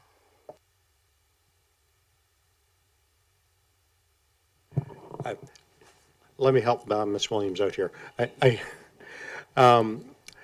I think when we look at some of the options that are there, and I might lean on Mr. Lamort to provide some feedback as well. When we're looking at some of the options to, I think, have drinking water sources, which is really what we're looking at here, it comes down to, what options and solutions, are there? There, for some residents, they may not be aware that there are some current wells, around the community. They haven't been active in some time, but, when it comes down to a post-disaster situation, are staff aware of where they are? And then do we have the ability to get Island Health, certification or verification that the water is pure for drinking? So there's a variety of things that can get done. And then when we look at some higher level pieces as far as whether it's the water infrastructure, and then access to post-disaster drinking water. This is the type of thing when we're talking about engineering projects and opportunities to look at grant funding. So there's a variety of grant opportunities that are available under nearly half a dozen different suites or baskets of different federally and provincially funded grant streams that can all allow grant eligible opportunities to support sort of post-disaster resiliency opportunities like this. It just comes down, like I said, having support documents that can allow bridging pieces of information that can align with funding opportunities, then to resiliency opportunities. So, this is just one piece, but again, as we're working with our colleagues in the other departments, this is something that they can either take advantage of or, bring forward to a future opportunity. Jim, I'm not sure if there's anything else you had to add. Well, I would just add to that, the community projects that are needed to supply water to everybody in the community fall into two baskets. What can we do for our own infrastructure to make sure it's resilient? And there's quite a few things that you can do for the water line upkeep, and you're doing already. But the second basket is, what if those don't work or take a significant amount of time? How can we still get water to individuals who need it in a timely manner? And the United Nations standards for that is you can go probably 2 days. A healthy person can go 2 days without water, and that's it. And we have a lot of substandard people in the community that need water almost immediately. So we need to look at both of those options and cost them out that way. So it's a series of capital projects, alternatives that need to be evaluated, I think, and then we'll get to the right point. Please continue. Thank you. So through you, Chair, just to clarify to Chief McDonald, so I think I'm hearing that it's operational and that it likely would come back to council at some point. And I guess my extra point to that would be, is there a sense of urgency around it, or is it something that might happen over the next 20 years? Thank you. Through the chair, I think there's a couple of opportunities. If there's council strategic initiatives, and there are opportunities to take advantage of grant funding that can come across it, then it may very well come forward that way. Or if there's staff-driven projects that can also align with grant opportunities to self-fund, it could come back that way as well. Thank you, through Chair. I just have one extra question, and it was just with regards to the section on schools. And I wondered, going forward with the emergency plan, is it possible to include the aspect that a large number of our children attend school just outside of the municipal boundary due to French immersion at Margaret Jenkins and the two Lansdowne campuses? Because of the transportation issues of connecting parents and kids in an emergency, is that something that could be included in an emergency plan, or would that be seen outside of the scope of this because the physical buildings would not be part of the plan? Thank you. Again, I'll take this one through the chair. I think probably the easiest way to deal with when we're talking education system, it's provincial. We do have close working relationships with the school districts. The school districts do have, emergency planning responsibilities, and typically we are in close working relationship with them, and also will participate in, post-disaster exercises and training opportunities with them. We do spend quite a bit of time talking about repatriation opportunities and how making sure that individual schools and districts, are well aware of what opportunities to get kids back together with their families as quickly as possible are. And I think, as most people that are parents are pretty well aware that, as much as there may be plans, longer term plans to look after kids for a long duration, all parents pretty much drop everything they're doing and do everything they can to pick their kids up as quickly as possible. So typically we don't find that there's a huge ownership piece that the schools are stuck with, but there definitely needs to be good communication and planning there. Thank you. On my list, the next order, I've got Mayor Murdoch, Councillor Green, Appleton, Braithwaite, and then I've got some questions. So over to you, Mayor Murdoch. Sure, thank you. And cognizant of time, I'll try and keep my questions a bit short. I'm just curious if what plans there are in terms of just practicing some of the pieces in the operational sense, tabletop exercises, that sort of thing, to allow staff and council and other interested bodies to sort of practice some of the operational pieces. Yeah, that's a great question, and through you, Chair. We are in the process of creating and operationalizing a multi-year training and exercise plan for the district. So that incorporates various staff at different levels, so Public Works, which may receive more of that site-specific incident command system training, so how to liaise in with an emergency operations center, to kind of district management and director level staff, so that bigger leadership and senior leadership team on what the role and function of an emergency operations center is. So really kind of fundamental theory-based knowledge. As well as training offerings to elected officials as well for kind of that specific role and how it integrates into the broader systems that are in place during an emergency response.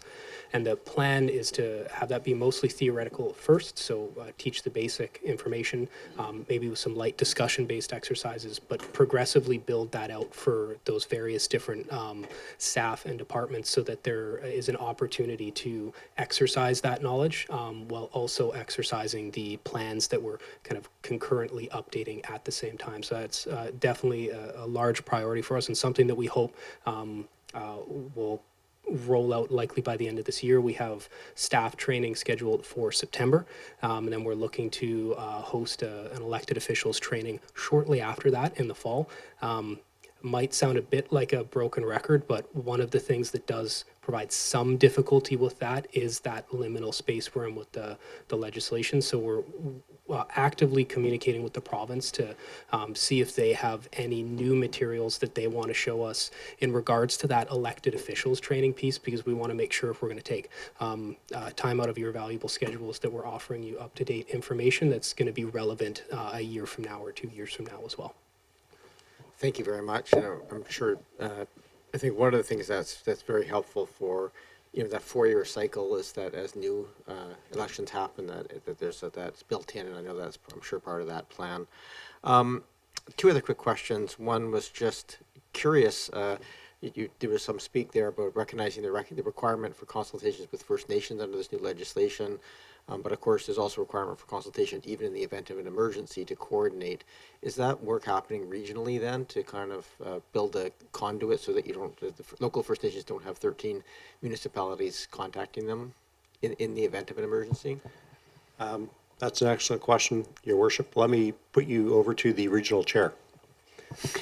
Yeah, thank you for the question. And through you, Chair, Oak Bay is a leader in this space, I would say.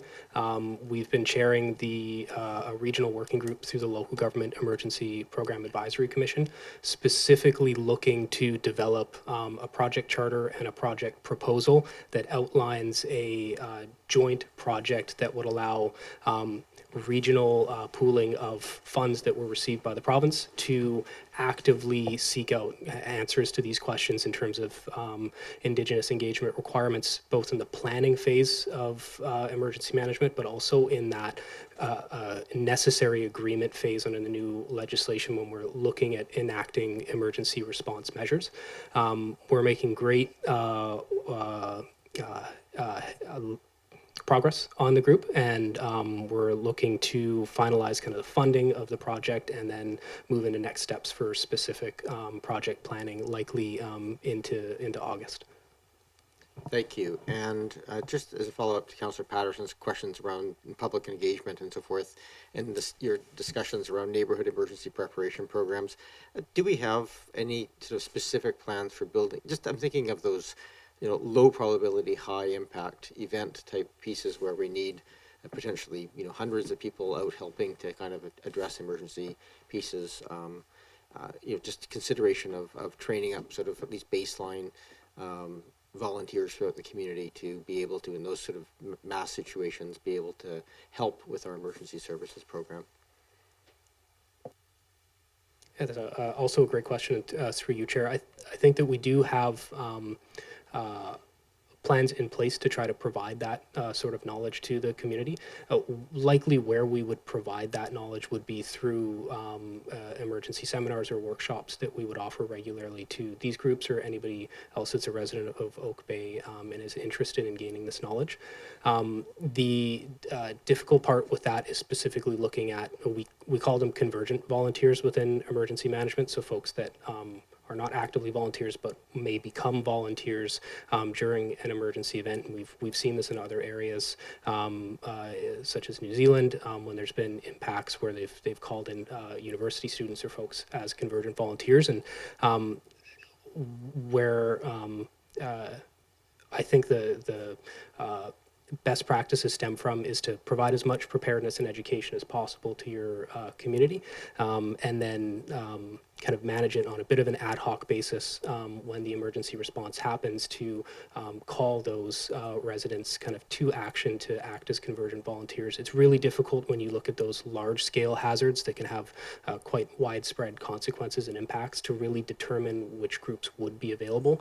So we do try to take an approach where we do as much education as possible, and then if it's needed during an emergency response, hopefully we can rely on folks that we have trained or offer just-in-time training that could allow the necessary information for these folks to kind of provide that humanitarian aid.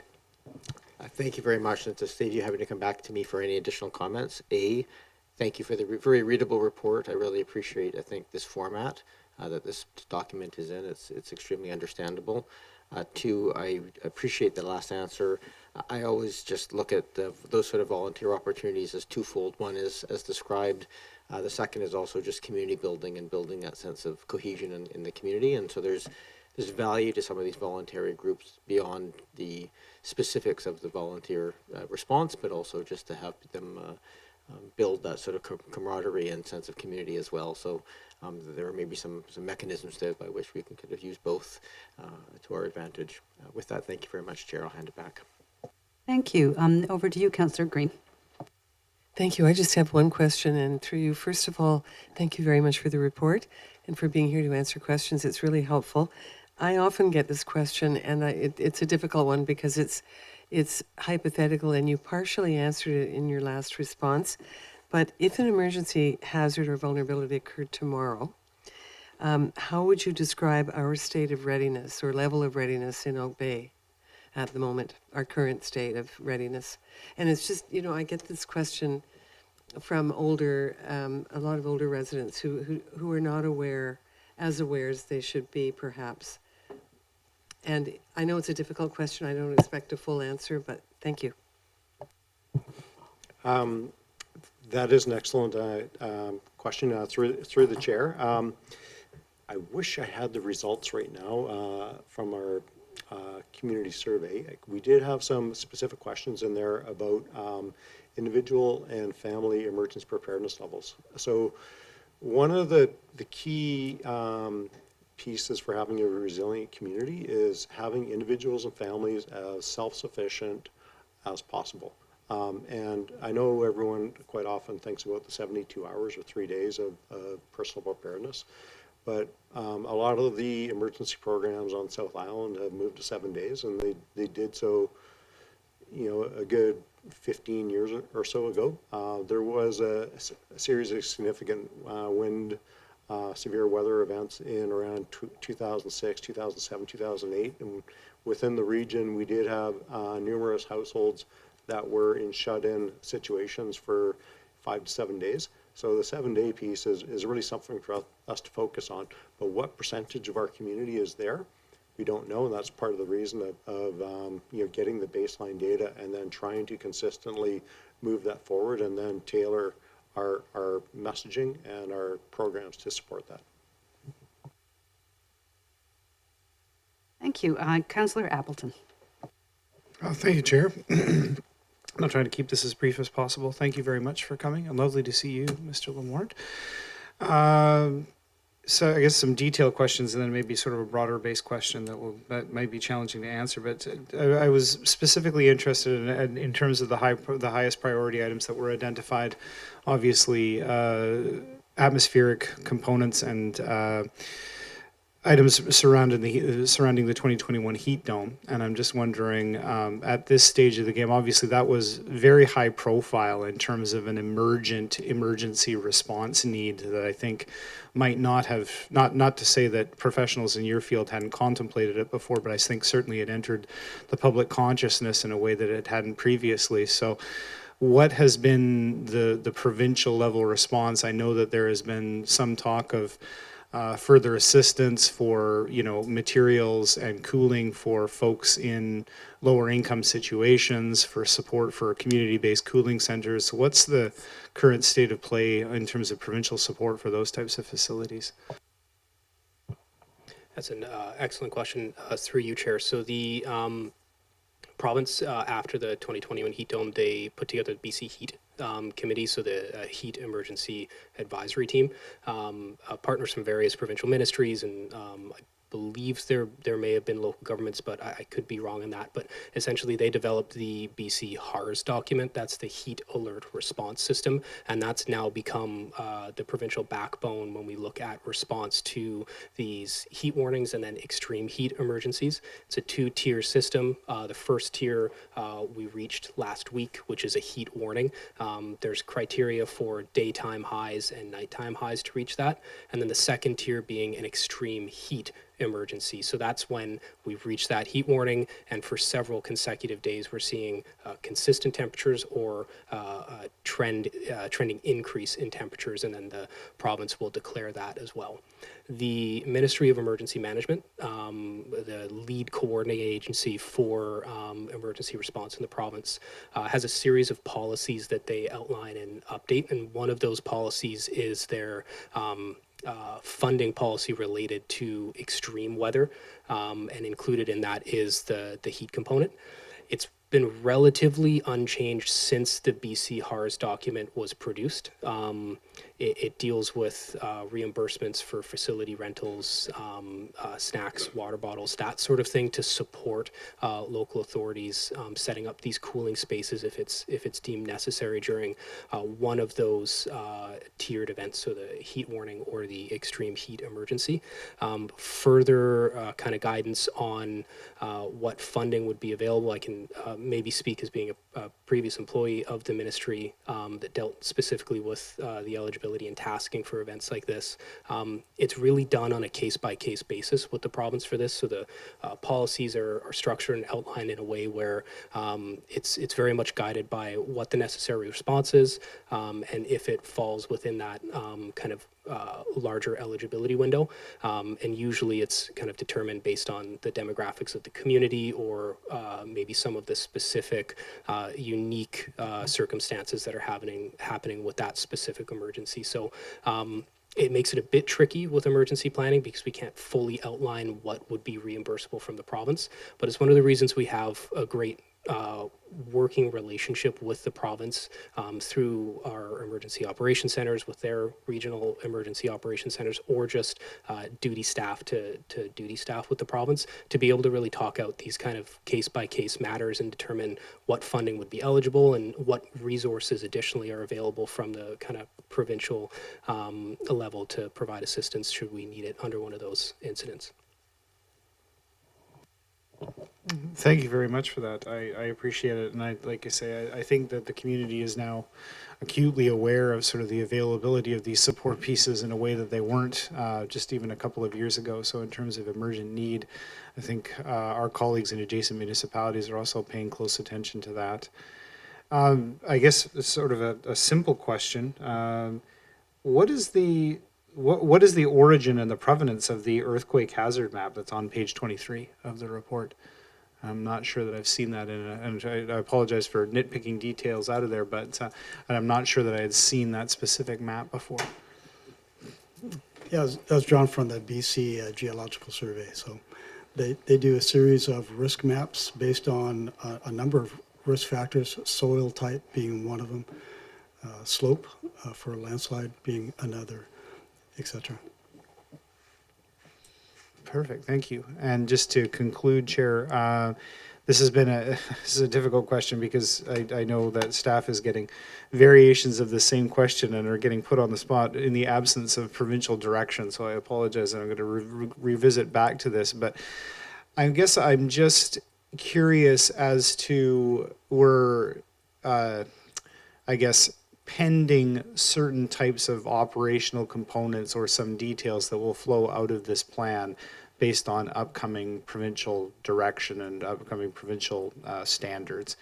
I guess I'm just curious, being far from any kind of expert in the field, the details aren't available, what are the broad categories of specifications that might roll out of such a provincial report, if you can even speak to those types of things? Like what types of provincial directives would we expect for municipal operations? Would it be in the form of specific requirements for emergency services or civic facilities? I guess I'm just kind of curious as to what's that middle piece between a piece of provincial legislation, the broad hazard assessment and the detail that's provided in this report, and what it looks like operationally on the ground, what we might be able to expect as far as municipal operations. It's a very broad question to answer, but I recognize that there's a lot of pending information coming from the provincial legislation. I guess I'm sort of ignorant to what sorts of categories, what could we expect as far as municipal operations implications from that legislation. That's an excellent question through you, Chair. These are many of the talking points myself and my colleagues have within the emergency management space, is exactly what to expect down the line when these regulations are released.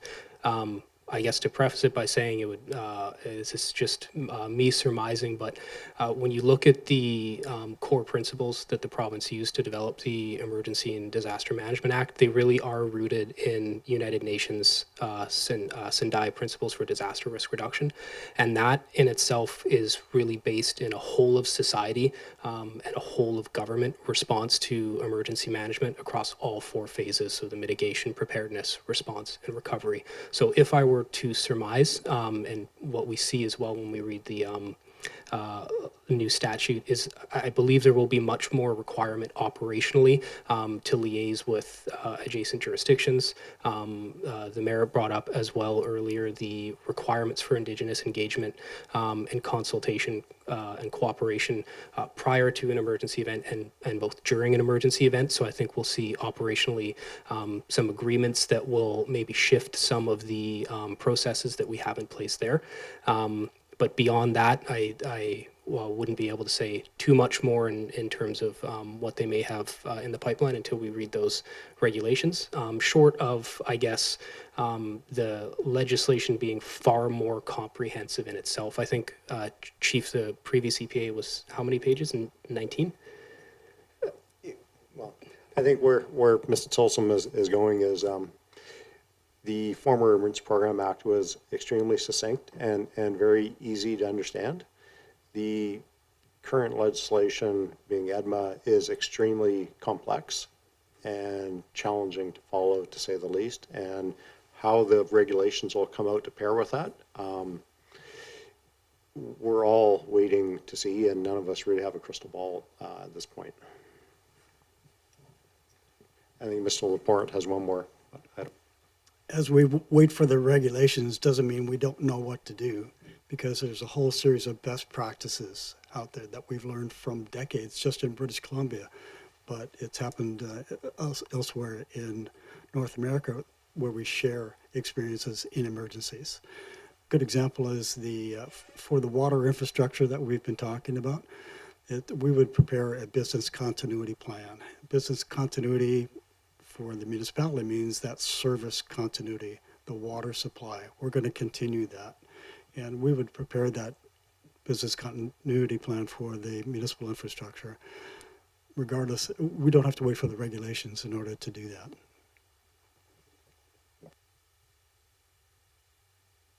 Thank you very much for that, and I appreciate the context. And I guess we will then join you in eagerly anticipating the content of the direction. I guess it provides the opportunity, just to conclude here, Chair, it provides the opportunity to sort of communicate to the community. This is very much the activation or the making real of the impacts of things like what is in the report as far as the highest priority items, things like atmospheric components, weather-related components, human health and pandemic-related components, which are, very closely tied to climate change effects, to the very different world that we have to operate in as a municipality than we did several decades ago. So this is really the activation and the making real of that impact at the municipal level. And it seems clear to me that there will be a significant requirement of the municipality. And I don't want to use the language download, but there is obviously the nature of the report compared to its predecessor really underlines how much more emphasis is required of municipalities at this time on this subject. And I think the community really needs to be aware of that, because as this is implemented and as we respond to what the province is requiring us to do, I would expect that there's significant implications for the municipality that we'll have to grapple with. So you have prepared us by giving us this information, but I think the community and council is casting its mind to what the next step looks like. So thank you very much. Thank you. Councillor Braithwaite, thank you for waiting so patiently. It's your turn to ask questions. Thank you. Actually, a lot of my questions have been answered. I will just jump on something that the mayor was talking about, though, which was the training, because I did have that written down. I seem to remember a couple of terms ago that we had some EOC training, and we went out to, there was a couple of us that went out to the Souk Fire Hall or council building to get some training there, and it was all of the different municipalities coming together to get the training. And obviously it would be great if we had our own training facility like that, but we don't.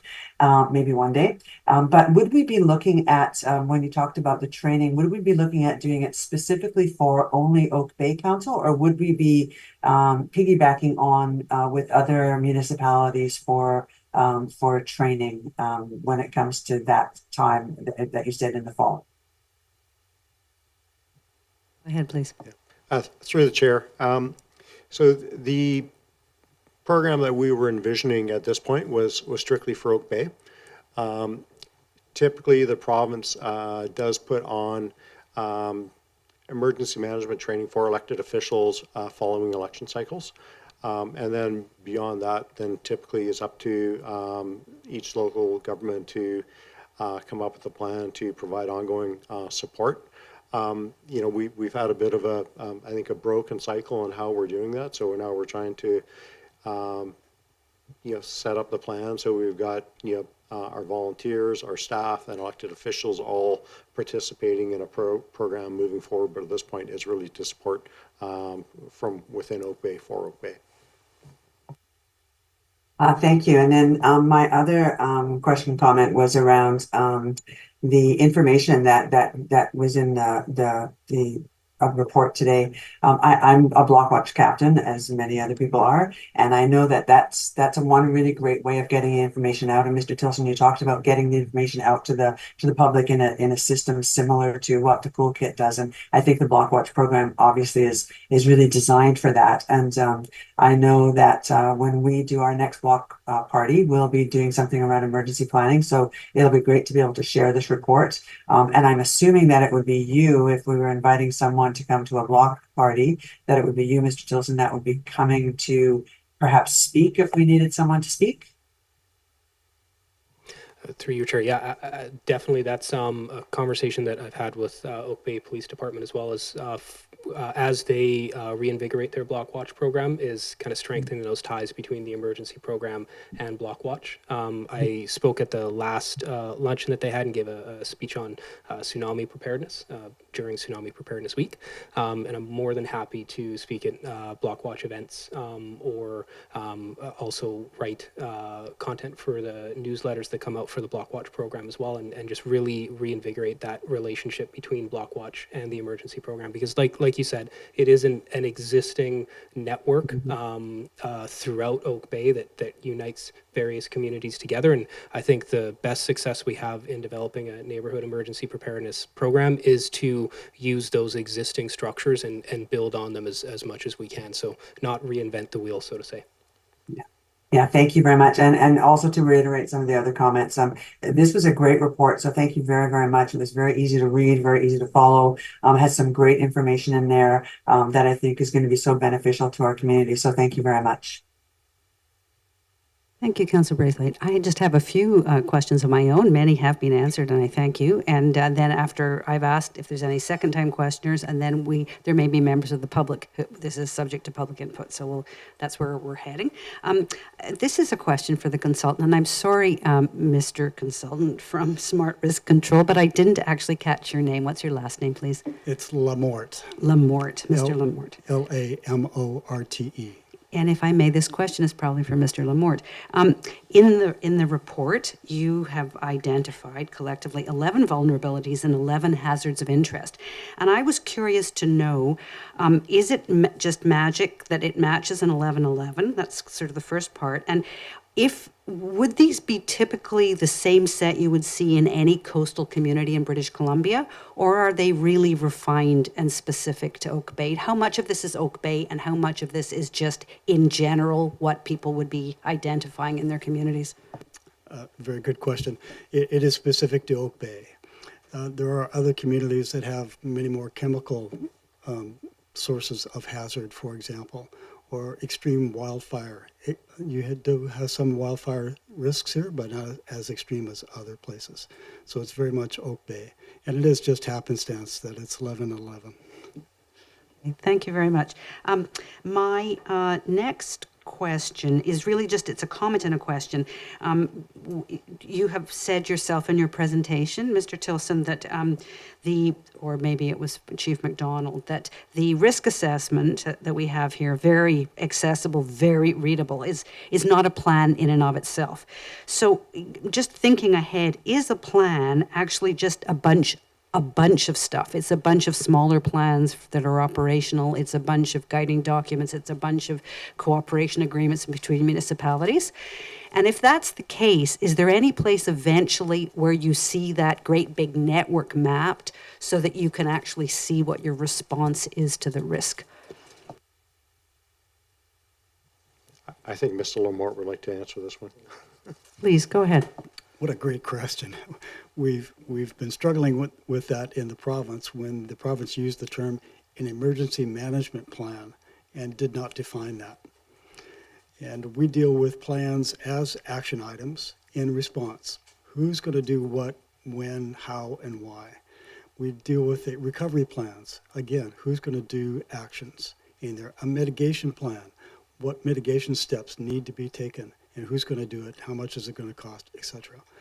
And the province does not define the term emergency management plan, so I would suggest that until they clarify that, we use the term emergency management plan to do exactly what you've described here. It's the big picture that draws all the links together. Thank you very much. Yes, Chief McDonald. Just to provide some additional context for yourself and follow up to Mr. Lamorte. So we've got the community risk assessment document, which really identifies, the highest likelihood of hazards that we can face in our community.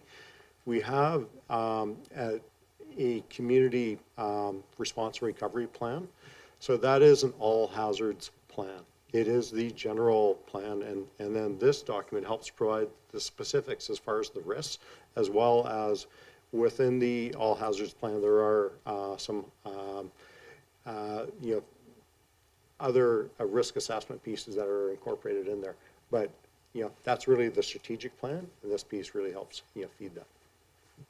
Thank you. And then just finally, and this may be as much for Ms. Williams as it is for Mr. Tilson. This report is so accessible and presents a really clear, broad picture of what risks are and how they might be responded to. And as part of just generating, as Councillor Braithwaite has been asking questions about how do we generate community interest, I just wondered, quite apart from Neighbourhood Watch, which is a great opportunity, how do we just actually make this risk assessment itself available, really easily recognizable and available, other than it just being a report that is part of our collection of municipal documents? That's a very great question, and through you, Chair, and I might turn it over to Ms. Williams afterwards if she wants to add any more depth to it. But one of the primary opportunities I see for a document like this is to first and foremost make it available to the public. And I think the best mechanism we have for that, given that it is a larger document, is through our website, the district website. But to kind of further develop that, and a few times in the presentation and in the staff report, we talk about creating a progressive risk assessment. And I really see this document that we presented here as the bulk of the research, the analysis, kind of the data that we have to work with. And it's now the job of the emergency program, the district, to kind of take that in bite-sized pieces and present it to the public. One of the areas that I look at in my position here with Oak Bay is how other communities and municipalities in Canada and internationally have gone about doing this with their risk assessments and the hazard knowledge that they've gained awareness through from these processes.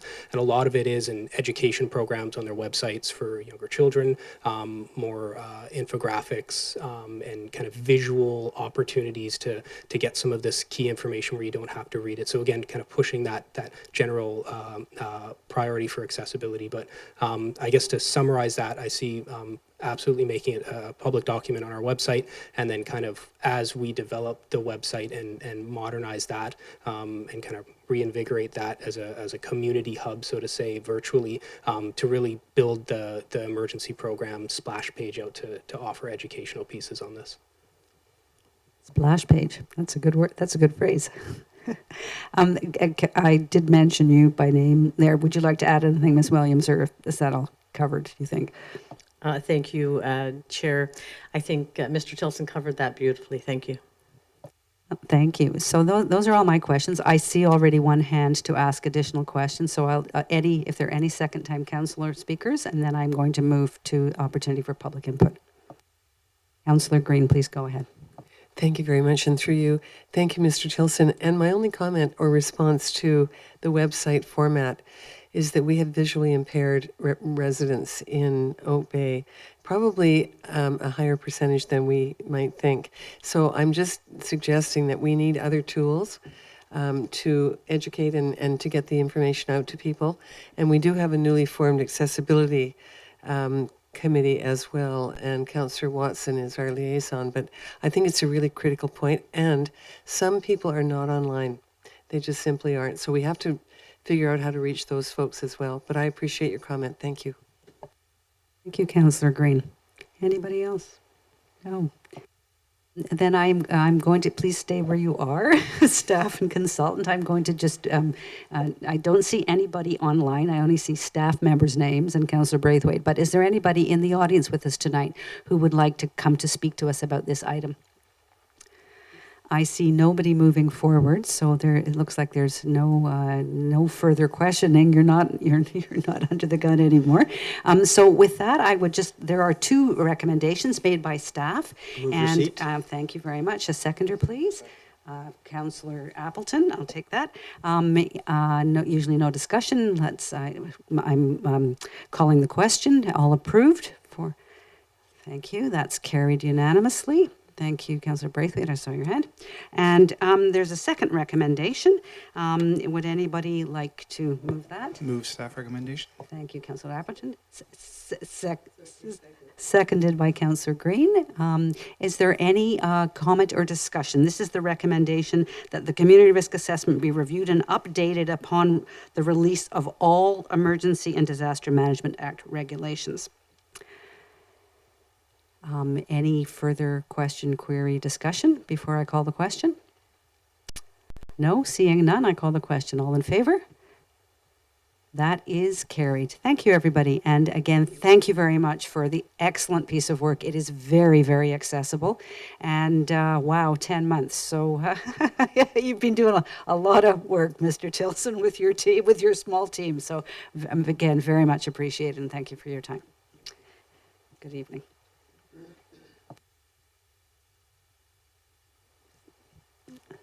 So finally, Ms. LaChan.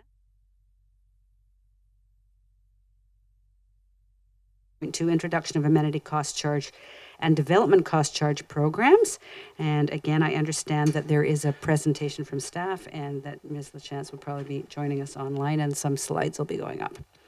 So the floor is all yours, Ms. LaChance, and welcome. Yes, thank you very much, Chair.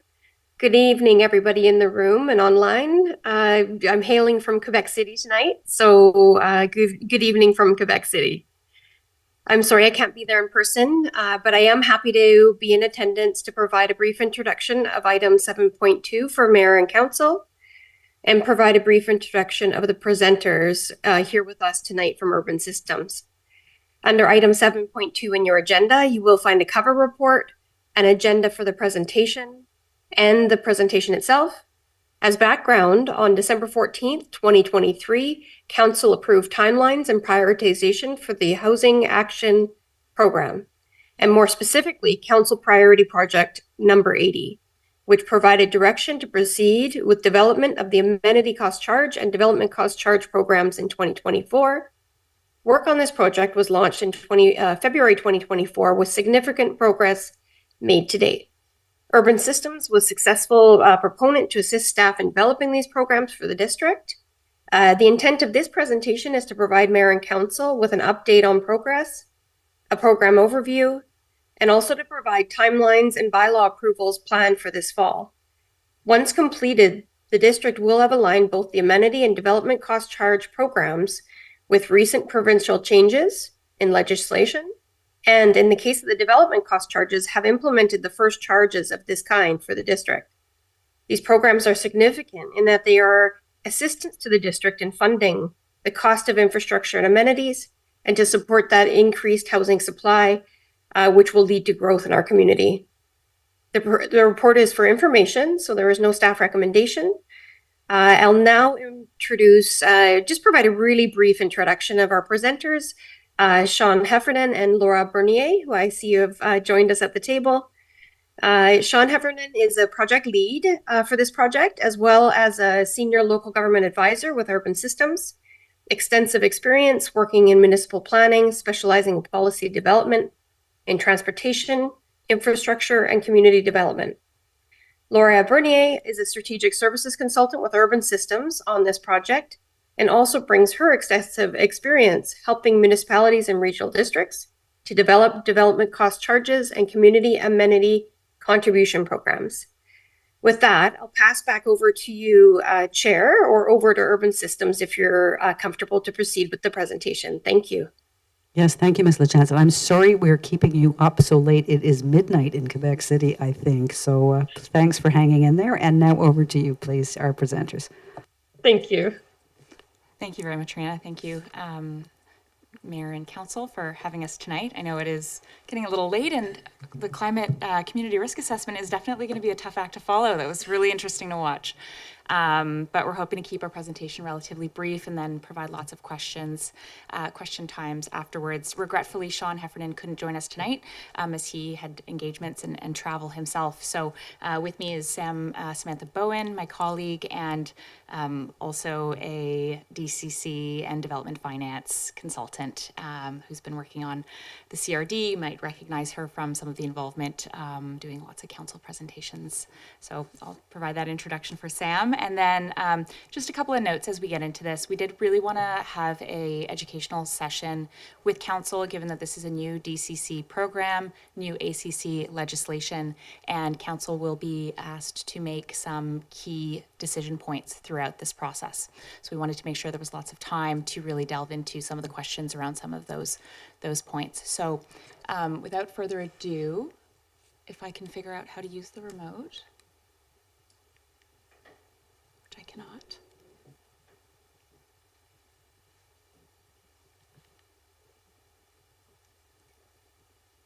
Okay, that's the button. Great, thank you.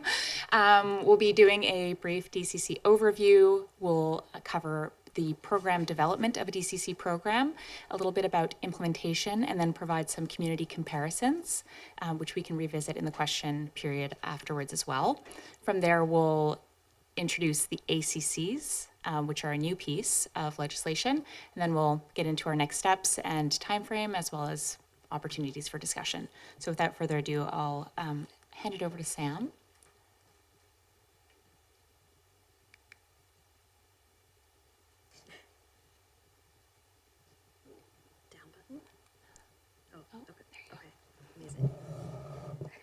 So first off, we're going to begin by providing an overview of DCCs. So what are DCCs? DCCs, or development cost charges, are charges levied on development to help pay for the costs of off-site growth-driven infrastructure to help communities recover costs. They're based on the principle of cost-sharing infrastructure between existing taxpayers and new developments. And they're a provincially regulated development finance tool found in Part 14, Division 19 of the Local Government Act. And new legislation, Bill 46, now allows for a wider scope of services and amenities. And this tool is also found in the DCC Best Practices Guide and in the DCC Guide for Elected Officials.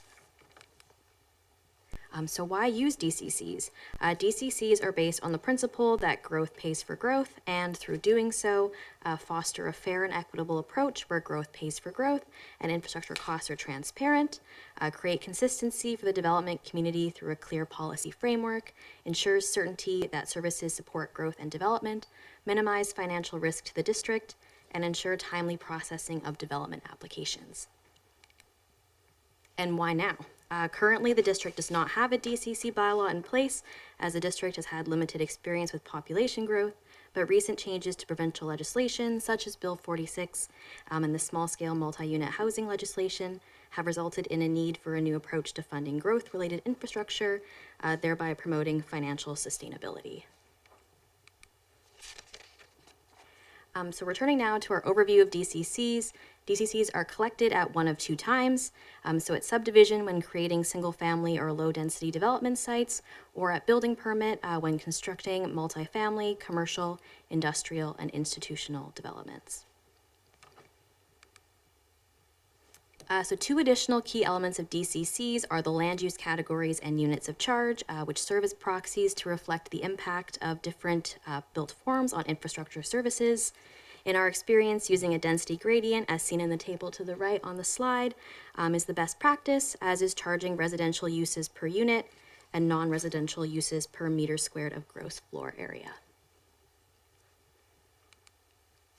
And on this next slide here, to determine the DCC rate, the process is always the same and involves a series of technical inputs first, which include determining growth projections, then capital costs and timing, and then benefit allocations.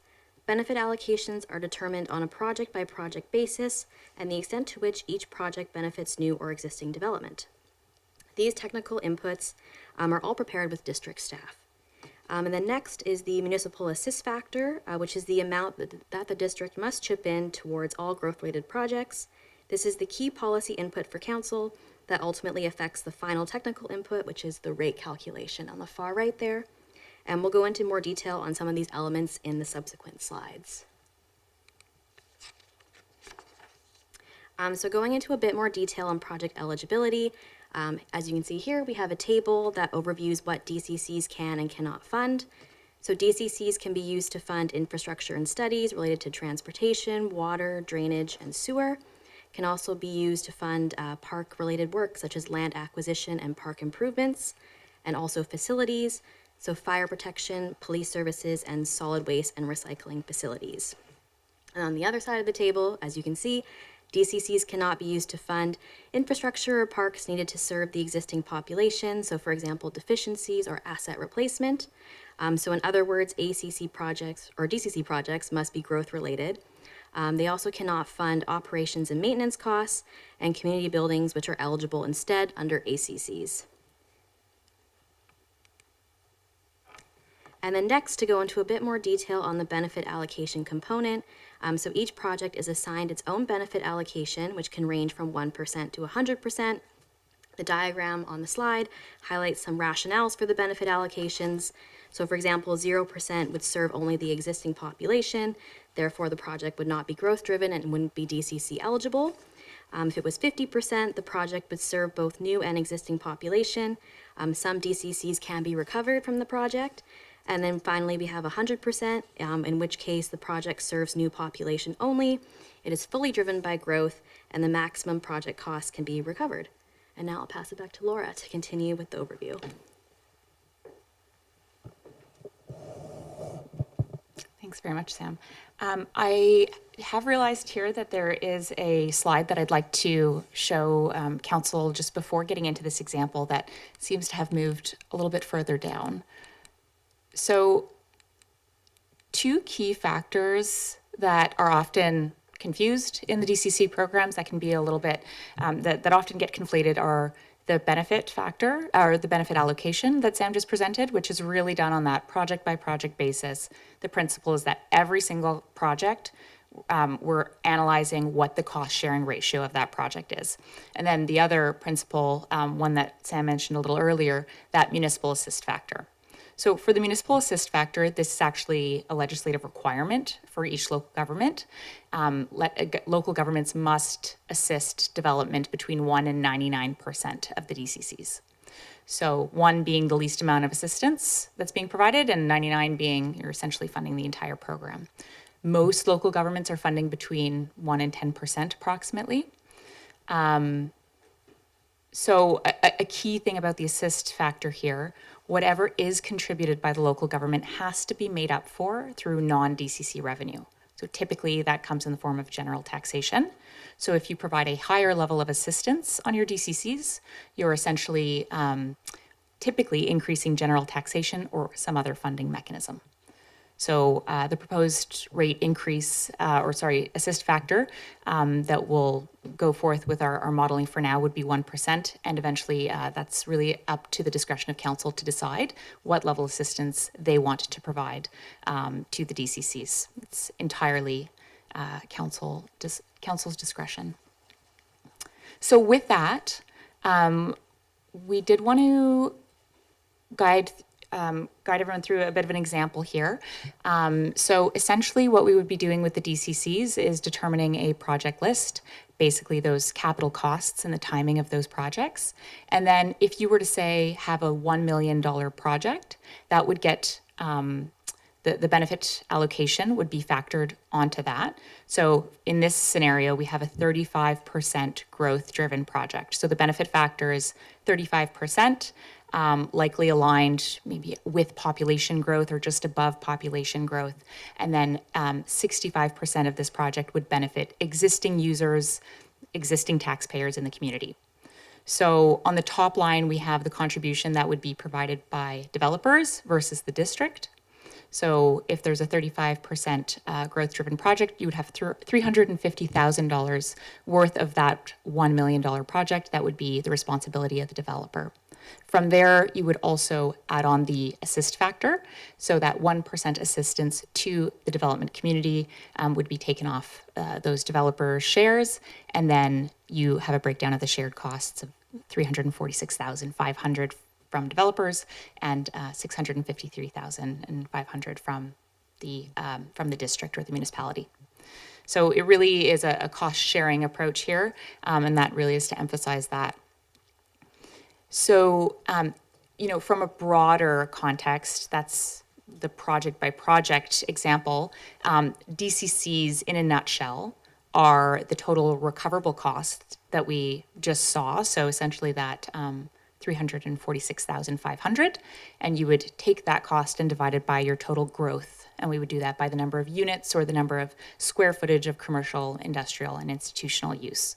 And that in turn determines your DCC rate. So for a little bit of context, we know Oak Bay doesn't yet have a DCC program, but we did want to provide a high-level community comparison of what some neighboring districts are currently doing.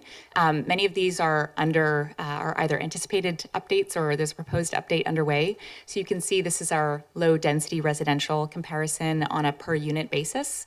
So for the island and kind of CRD area, we're seeing a higher threshold of 25,000 per single-family home. On the lower end, it would be about almost 13,000. And within this as well, you'll see the regional charges as well. New regional charges have not been added to this. Just a small note there. So similarly, medium density, which is likely where DCCs would apply the most, because DCCs, if you remember, apply either at subdivision or building permit. We don't anticipate in an infill community that there will be tons of subdivision. So likely at building permit, which would typically trigger medium density and high density charges. So you can see these are in the order of 10 to 20,000 per unit. For high density, in the order of 7 to 10,000 per unit. We also have some commercial estimates here, so you can kind of see who's rising to the top, and institutional as well. So this will become more relevant as Oak Bay starts having some proposed rates in here, and it'll help demonstrate where the district is falling on that chart.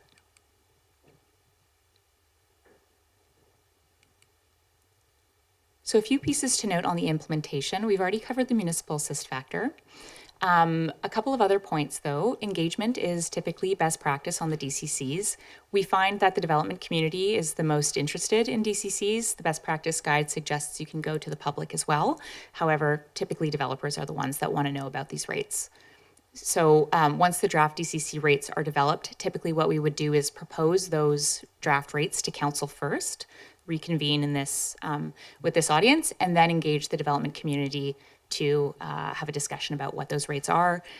They have something to comment on with respect to the rates, and then we would receive their feedback and take it back to council and staff. So there's a couple of things worth noting in implementing DCCs. So waivers and reductions are one of them. Council can choose to waive or reduce a certain number of eligible developments, and that includes non-for-profit housing, for-profit affordable rental housing, and then developments that seek to lower environmental impact of development. So those would be administered through a bylaw. Typically, it's done through a separate bylaw because there's no requirement to send that bylaw to the Inspector of Municipalities, whereas the DCC bylaw actually does need to go for a extensive review, and that can delay that process. So we typically do those bylaws uncoupled. Again, any of those foregone DCC revenues, they have to be made up through other sources of revenue. So typically it would be general taxation or grants or other things like that. Maybe I'll note as well there. So, oh, it is written there. So they can be administered through the bylaw. We are seeing an uptake in municipalities and local governments administering waivers and reductions through grant programs as well. So that is another option that staff could potentially explore.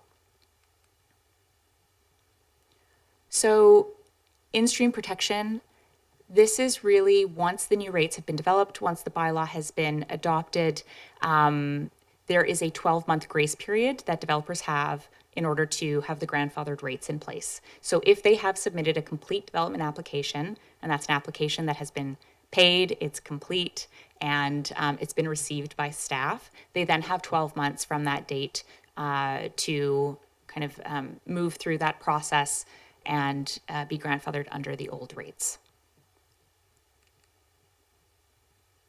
And that's from the date of the bylaw adoption by council.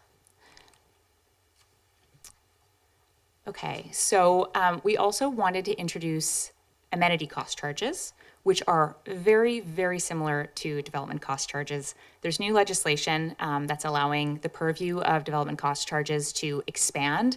And one of these things is an additional bill that allows communities to recover costs for amenities that support the well-being of the community as communities are growing very, very rapidly from small-scale multi-unit housing policies. So these are one-time capital charges that are for growth. very similar to DCCs. So they cannot be used to fund existing deficiencies in infrastructure or replacing assets that are aging. And they typically relate to the social, cultural, heritage, recreational, and environmental benefits of the community. So they're regulated under Bill 46, under the Local Government Act, and there's a interim guidance that's available, but the province is still developing guidance on these ACCs. So typically what they can be used for is community centers, senior centers, recreation, things like that, public libraries, daycares, public squares. Typically a lot of parks projects that might not be included on the Parks DCC program might be eligible under ACCs. Things that are not eligible, as I mentioned, anything that's to service the existing population, operations and maintenance costs, or projects that would otherwise be eligible under a DCC program. So sanitary sewer, not an amenity cost charge, that is a development cost charge. Similarly to the chart that Sam discussed earlier, there's going to be a very similar kind of process to determining what these charges are. We're going to determine the growth of the population, where that's going to occur, what amenities are needed to service that growth. From there, once we have capital costs and the timing of those costs, we'd be able to develop a rate, go to consultation with the community and stakeholders, and then adopt a bylaw. This ACC rate and bylaw does not need to go to the Ministry for approval either. There is some language suggesting that there's a recommended economic analysis done for amenity cost charges to understand if it will tip over the viability of development once they're coupled with the DCCs. So that's suggested. It may become required, but that's still out to jury as the ministry creates its guidance. Okay, so that sums up most of our key points concerning the programs themselves, how they're developed, and what to expect. We wanted to provide just a very high-level estimate. I know this is a little hard to read, but there's a couple of key phases through this process. The first being program development. That's the phase we're in right now. So that's where we're estimating growth, figuring out what projects are going to cost, figuring out essentially that draft DCC rate. As I mentioned, we'll consider that draft assist factor at 1% and come back to council, and there'll be an opportunity to provide direction on that. And then from there, once that's complete, we'll move into a bylaw adoption phase, and that's where we'll be presenting the DCC and ACC rates to council. We'll be consulting with the stakeholders, doing 3 readings of the DCC bylaw. Then the DCC bylaw will go to provincial approval. Typically, that takes between 6 to 10 weeks. We're estimating 8. We can't know exactly how long it will take. And once that comes back, council would be able to adopt the DCC bylaw as well as the ACC bylaw. And again, there's that 12-month grace period once that bylaw is adopted for developers. So as Rihanna mentioned earlier, we've developed a couple of timelines for this. They're contingent on a few things. There is an advanced timeline. We know that this is a priority for council to move quickly through, given the policies that have come online this past year. There's kind of an expedited timeline that may or may not be possible given when council meets. As I understand it, there's a pause in August. So the advanced timeline kind of considers moving through very speedily. However, that first timeline considers that August break and suggests kind of council engagement starting today, and then having draft programs and rates by early August, having council and stakeholder engagements either in September or August, and then council engagement for 3 readings in the fall, and then bylaw adoption in November and December. Okay, so that's all we have in terms of content, but happy to open the floor to any questions.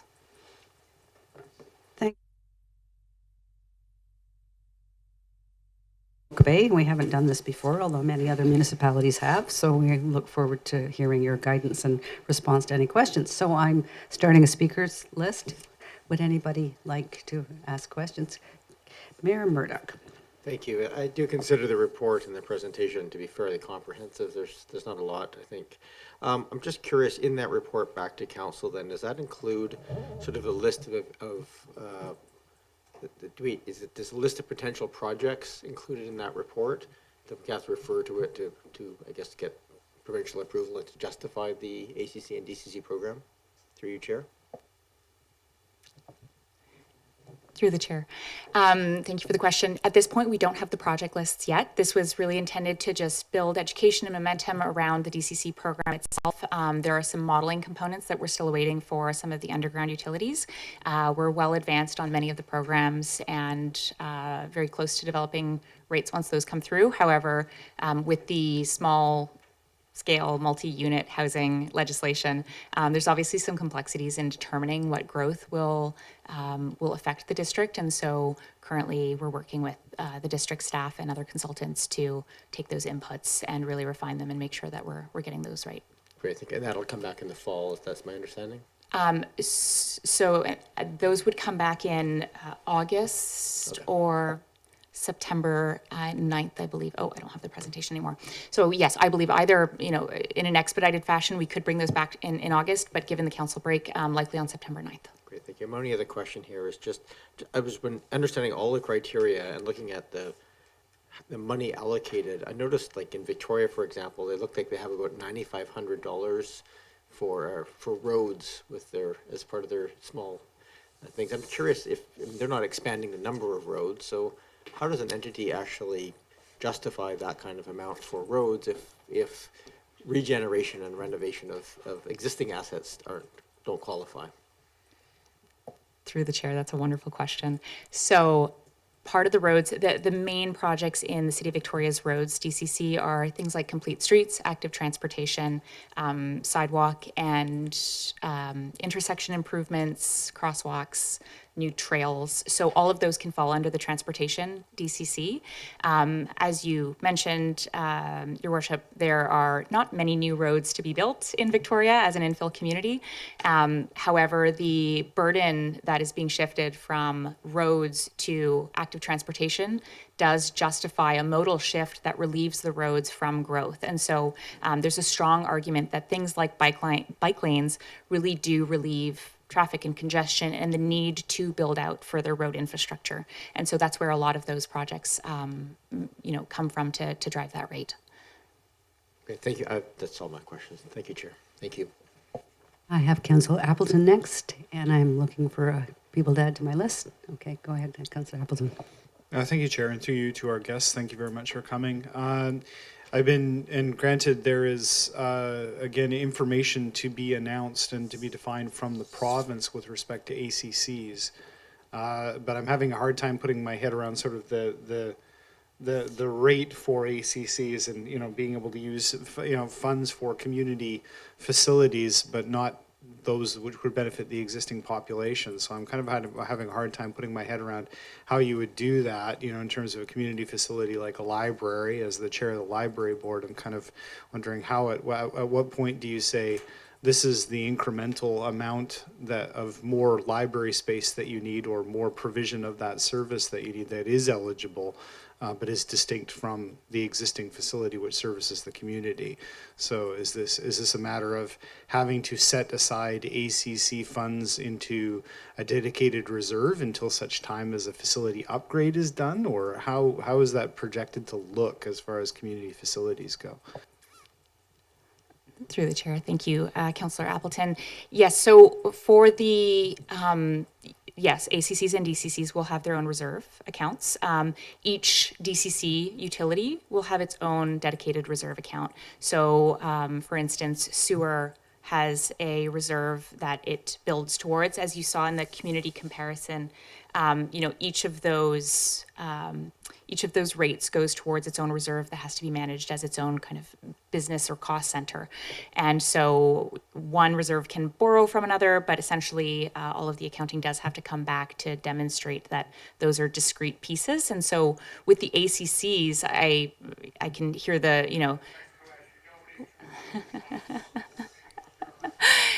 it's a great question. How do you determine the exact growth rate of a community facility? And we'd suggest that we didn't get into the details of how to determine each of those benefit allocations, but there are a few methods of doing that. So there's in the best practice guide what they call rule of thumb.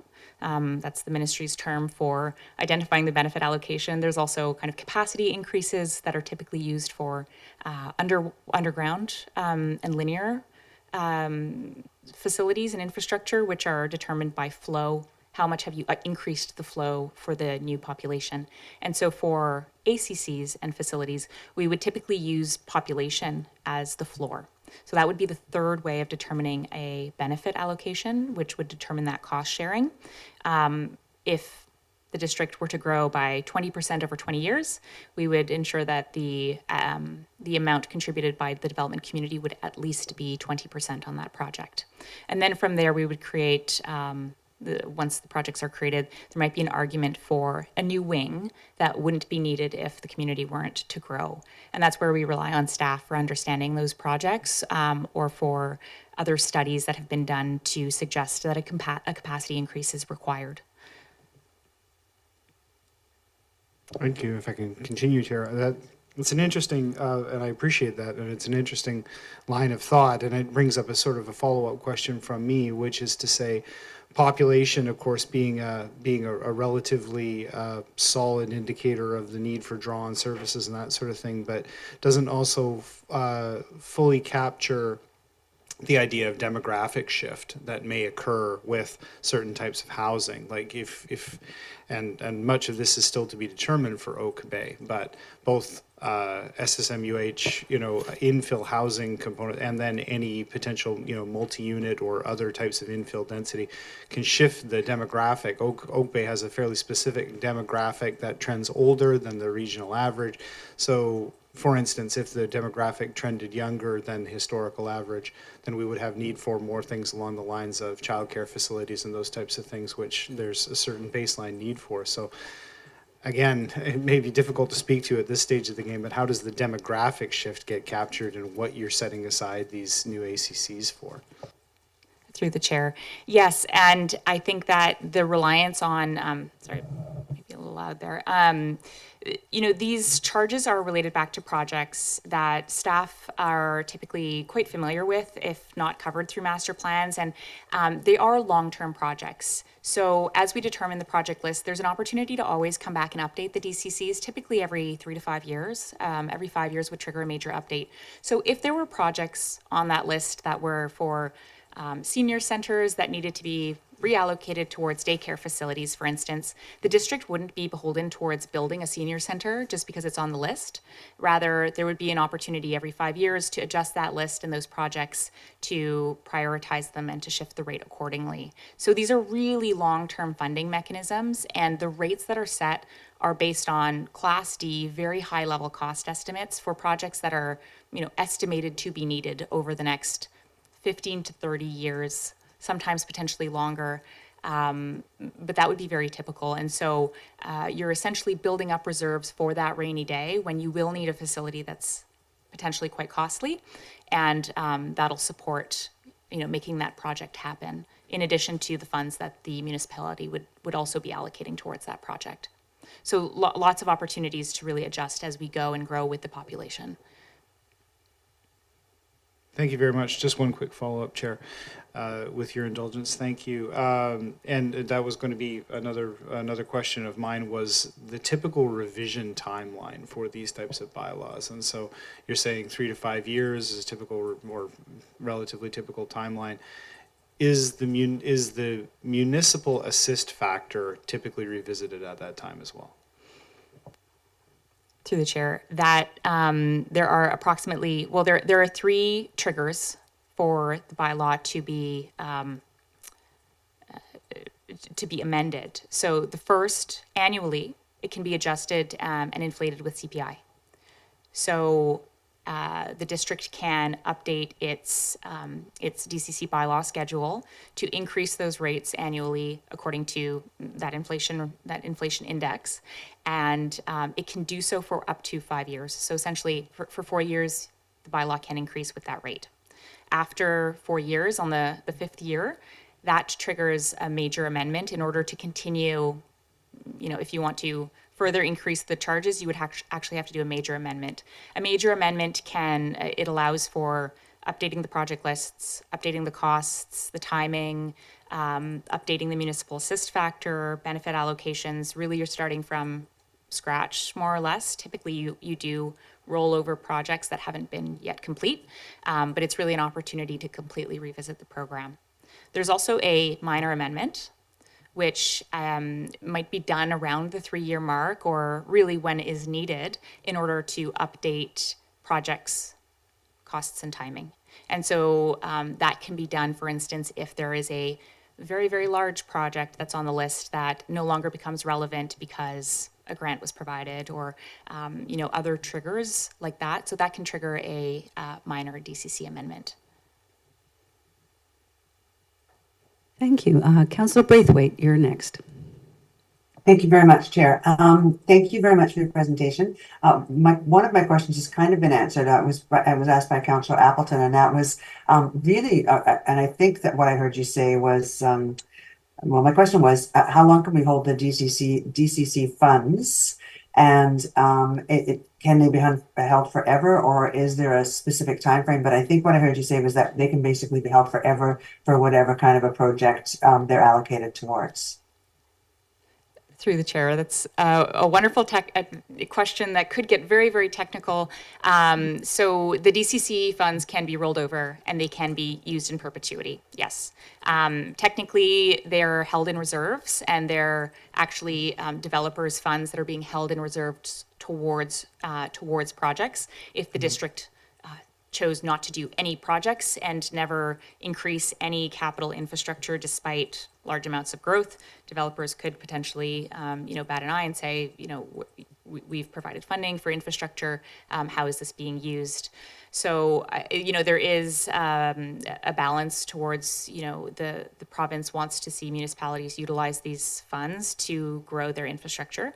However, there's no requirement to build specific projects that are on the list, as it's understandable that things change and projects can be required to adapt based on circumstances, and the funds are rolled over from program to program every 5 plus years, essentially.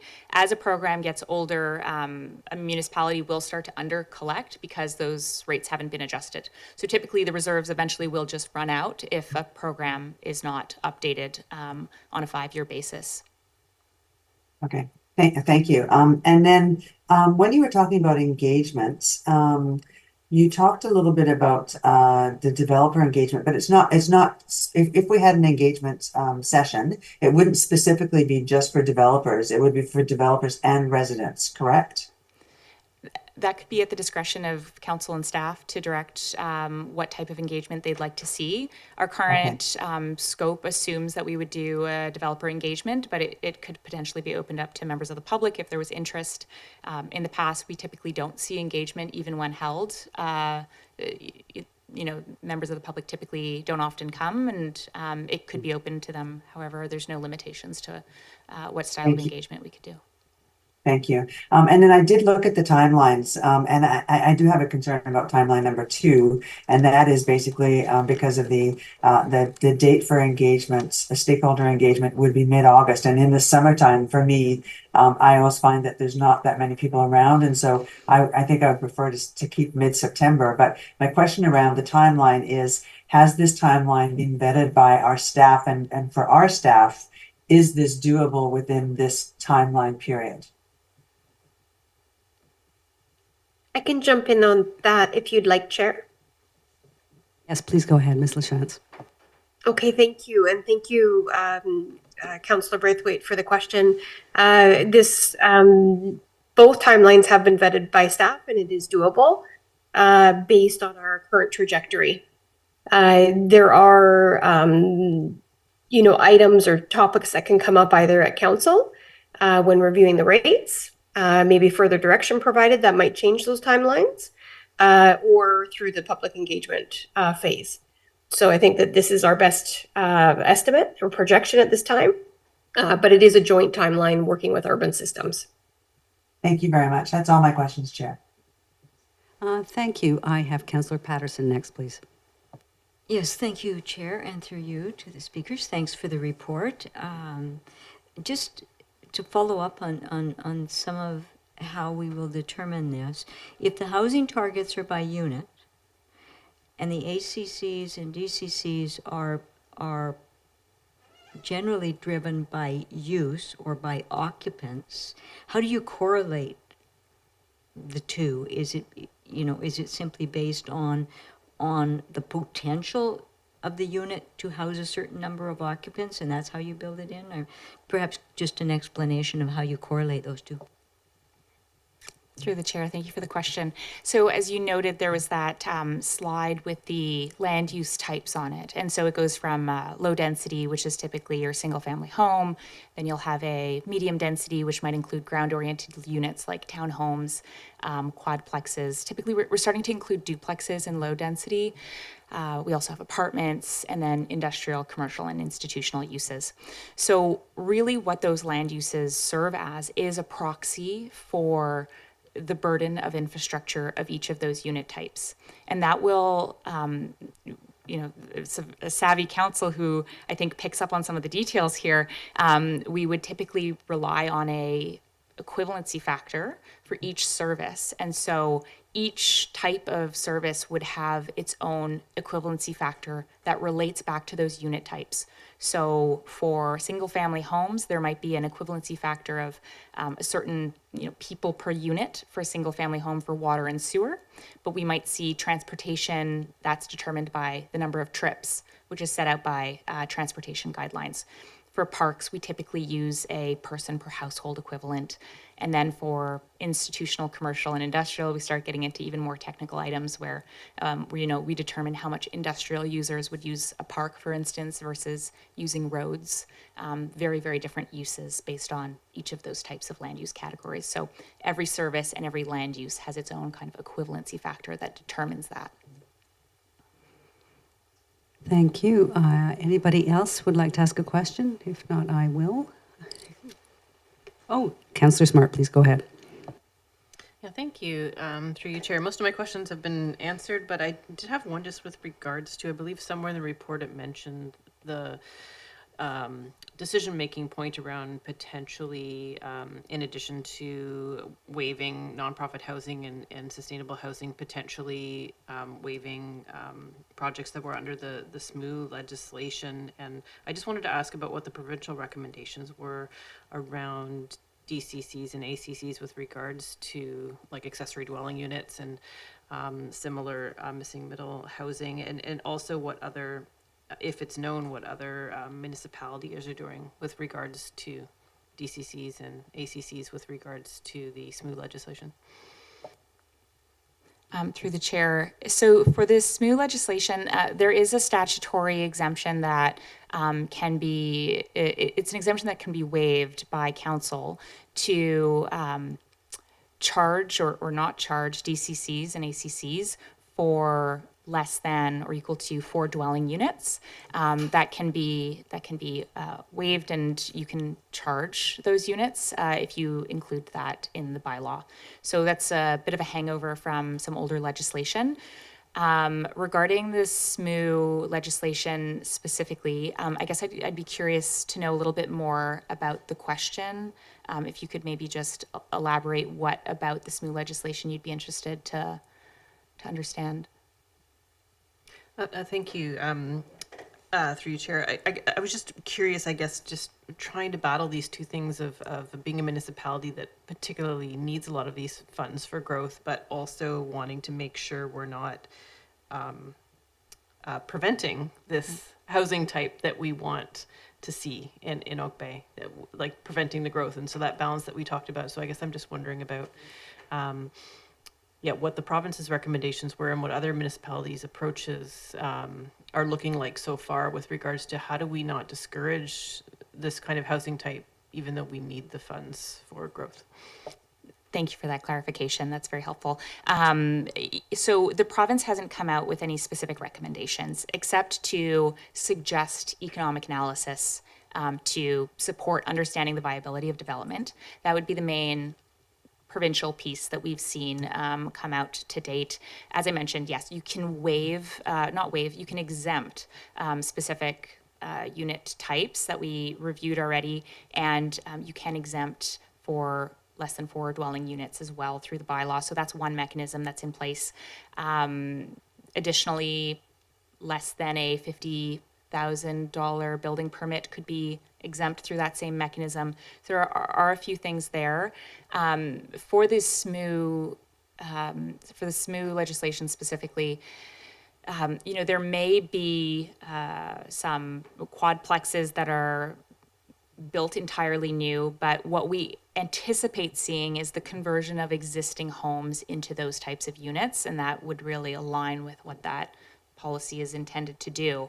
So when we see accessory dwelling units, those would receive a charge, a smaller charge, a multifamily, because they would just be a contained dwelling unit. However, for the conversion of an existing home into additional units, they would often not cross the threshold to necessarily trigger DCCs if you were to exempt DCCs for a building permit less than $50,000. So there are some mechanisms there where it could be alleviated. There's also a DCC credits, which if a home or residence has been shown to essentially pay their DCC, for instance, if there's a single family home that turns into a duplex, they would not pay to DCCs for the duplex units. They would be charged that amount minus the single family home charges. So it does reduce it a little bit if you're converting to just a slightly higher density use in an existing home. Thank you. Through you, Chair, just one last qualification then. Just could you just summarize secondary suites and how that might or might not be impacted by this? Absolutely. Secondary suites are typically quite difficult to capture in our experience. And so, while secondary suites might trigger a building permit, often we find that they are built into the form already, and they often aren't captured through DCCs because people don't go to get a building permit to build a secondary suite, or they might not meet building code requirements, so they might not be formalized.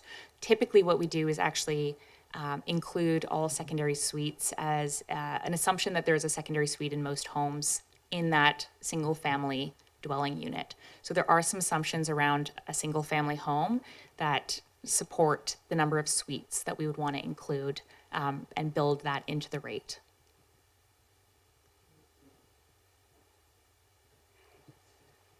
I have just a few final questions for you.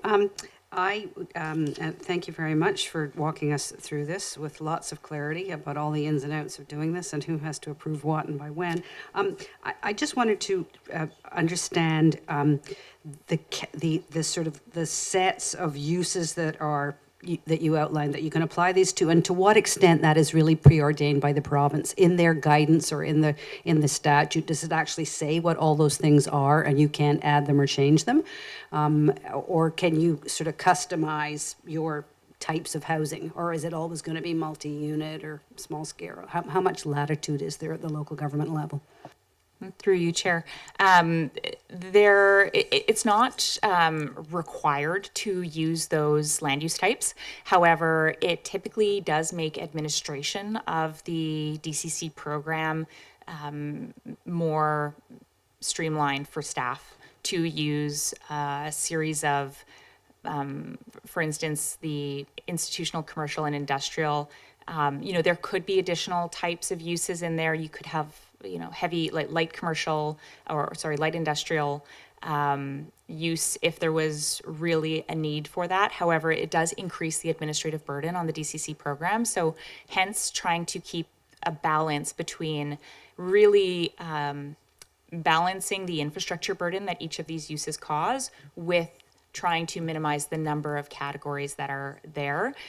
Where there are very relevant categories, for instance, tourist accommodation in Tofino or Ucluelet, there will be those categories also included in the programs. These land use categories currently align with regional charges as well, which also facilitates the administration of the bylaw. Thank you. And then just to follow up on ACCs, which are brand new to everybody, and so you may have some thoughts about this, but we may not have much guidance. In the context of regions with many municipalities where amenities are used across boundaries all the time, the impact of growth in Victoria can actually flow into the surrounding communities. So is there any talk or reflection on that and any guidance from the province yet? And I think, the top of mind project issue these days are pools, and who's providing pools and who's using them. And the thought is that if Victoria doesn't actually provide a new pool, they're going to be using Victoria and Saanich pools. And so how would that factor into calculations and fair allocation of the effect of growth? Through you, Chair, that's a wonderful question, and one that I don't have a concise answer to. The province has not provided direction on that. Rather, it is pretty boxed in legislatively. You can only include DCC charges and projects for things that are going to become your tangible capital assets on your land. So it really does box you in to the DCC framework is very, very rigid in that sense. We have had those discussions. Certainly the recreation facilities are notably used by more than just the district. There is no way to collect a charge outside of the district's boundary as well. So both of those things make it difficult to capture those charges. And so we'd have to defer to staff, around things like partnerships or grants or other mechanisms that might be in place interjurisdictionally that I wouldn't be aware of, but that wouldn't be allowed through the DCC program. Yeah. There are sources of revenue that you alluded to. And then just one final thing, just back to the notion of consultation and who should be consulted. And clearly I understand that the development community are all ears. They want to know what's happening and it affects them directly.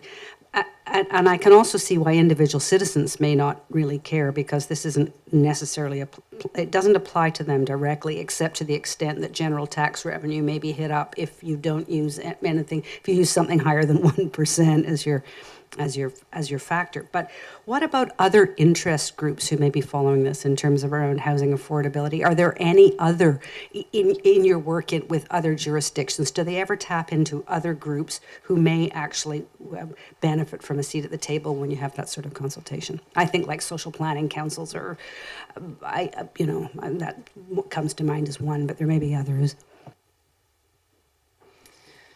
Yeah, through the chair, certainly many of the stakeholders that come to mind are relatively well engaged through development community groups. So, for instance, there's an active UDI group in the Southern Island that facilitates communications with, for instance, nonprofit housing developers would be part of that. But certainly those types of providers, external housing providers that are not market driven would be the key stakeholders that come to mind. We haven't tapped into social planning groups. The ACCs are so new that it will reveal itself who does become interested in thinking through recreation facilities. There might be more public interest in that program than the DCCs, which deal more with sewer and water and roads and pipes. Recreation facilities are typically a little more tangible. However, the project lists are typically determined by staff. And so typically we would expect the community engagement to determine what those project lists are to come before the ACC program is being developed. And so the consultation on the ACC program really should be just around the rate and how much assistance should be provided, what level of service can be tolerated or pared back on. There's very high level mechanisms in place at that point in the consultation. So we would recommend typically that the community do consultation about what recreation facilities are needed before engaging in that. Thank you very much. I see that we are running out of time for this meeting, and I just wanted to ask for a motion to extend the meeting for maybe like 10 or 15 minutes so that we can finish off and conclude it properly. Chair, make a motion to extend the meeting until 10:15. Do I have a seconder? Thank you. Second by Mayor Murdoch. Any discussion? All those in favor of extending to 9:15, right? 10:15. Councillor Braithwaite, is your hand up? Oh, thank you. All right, that's unanimous. So we can continue the meeting until 10:15. Thank you.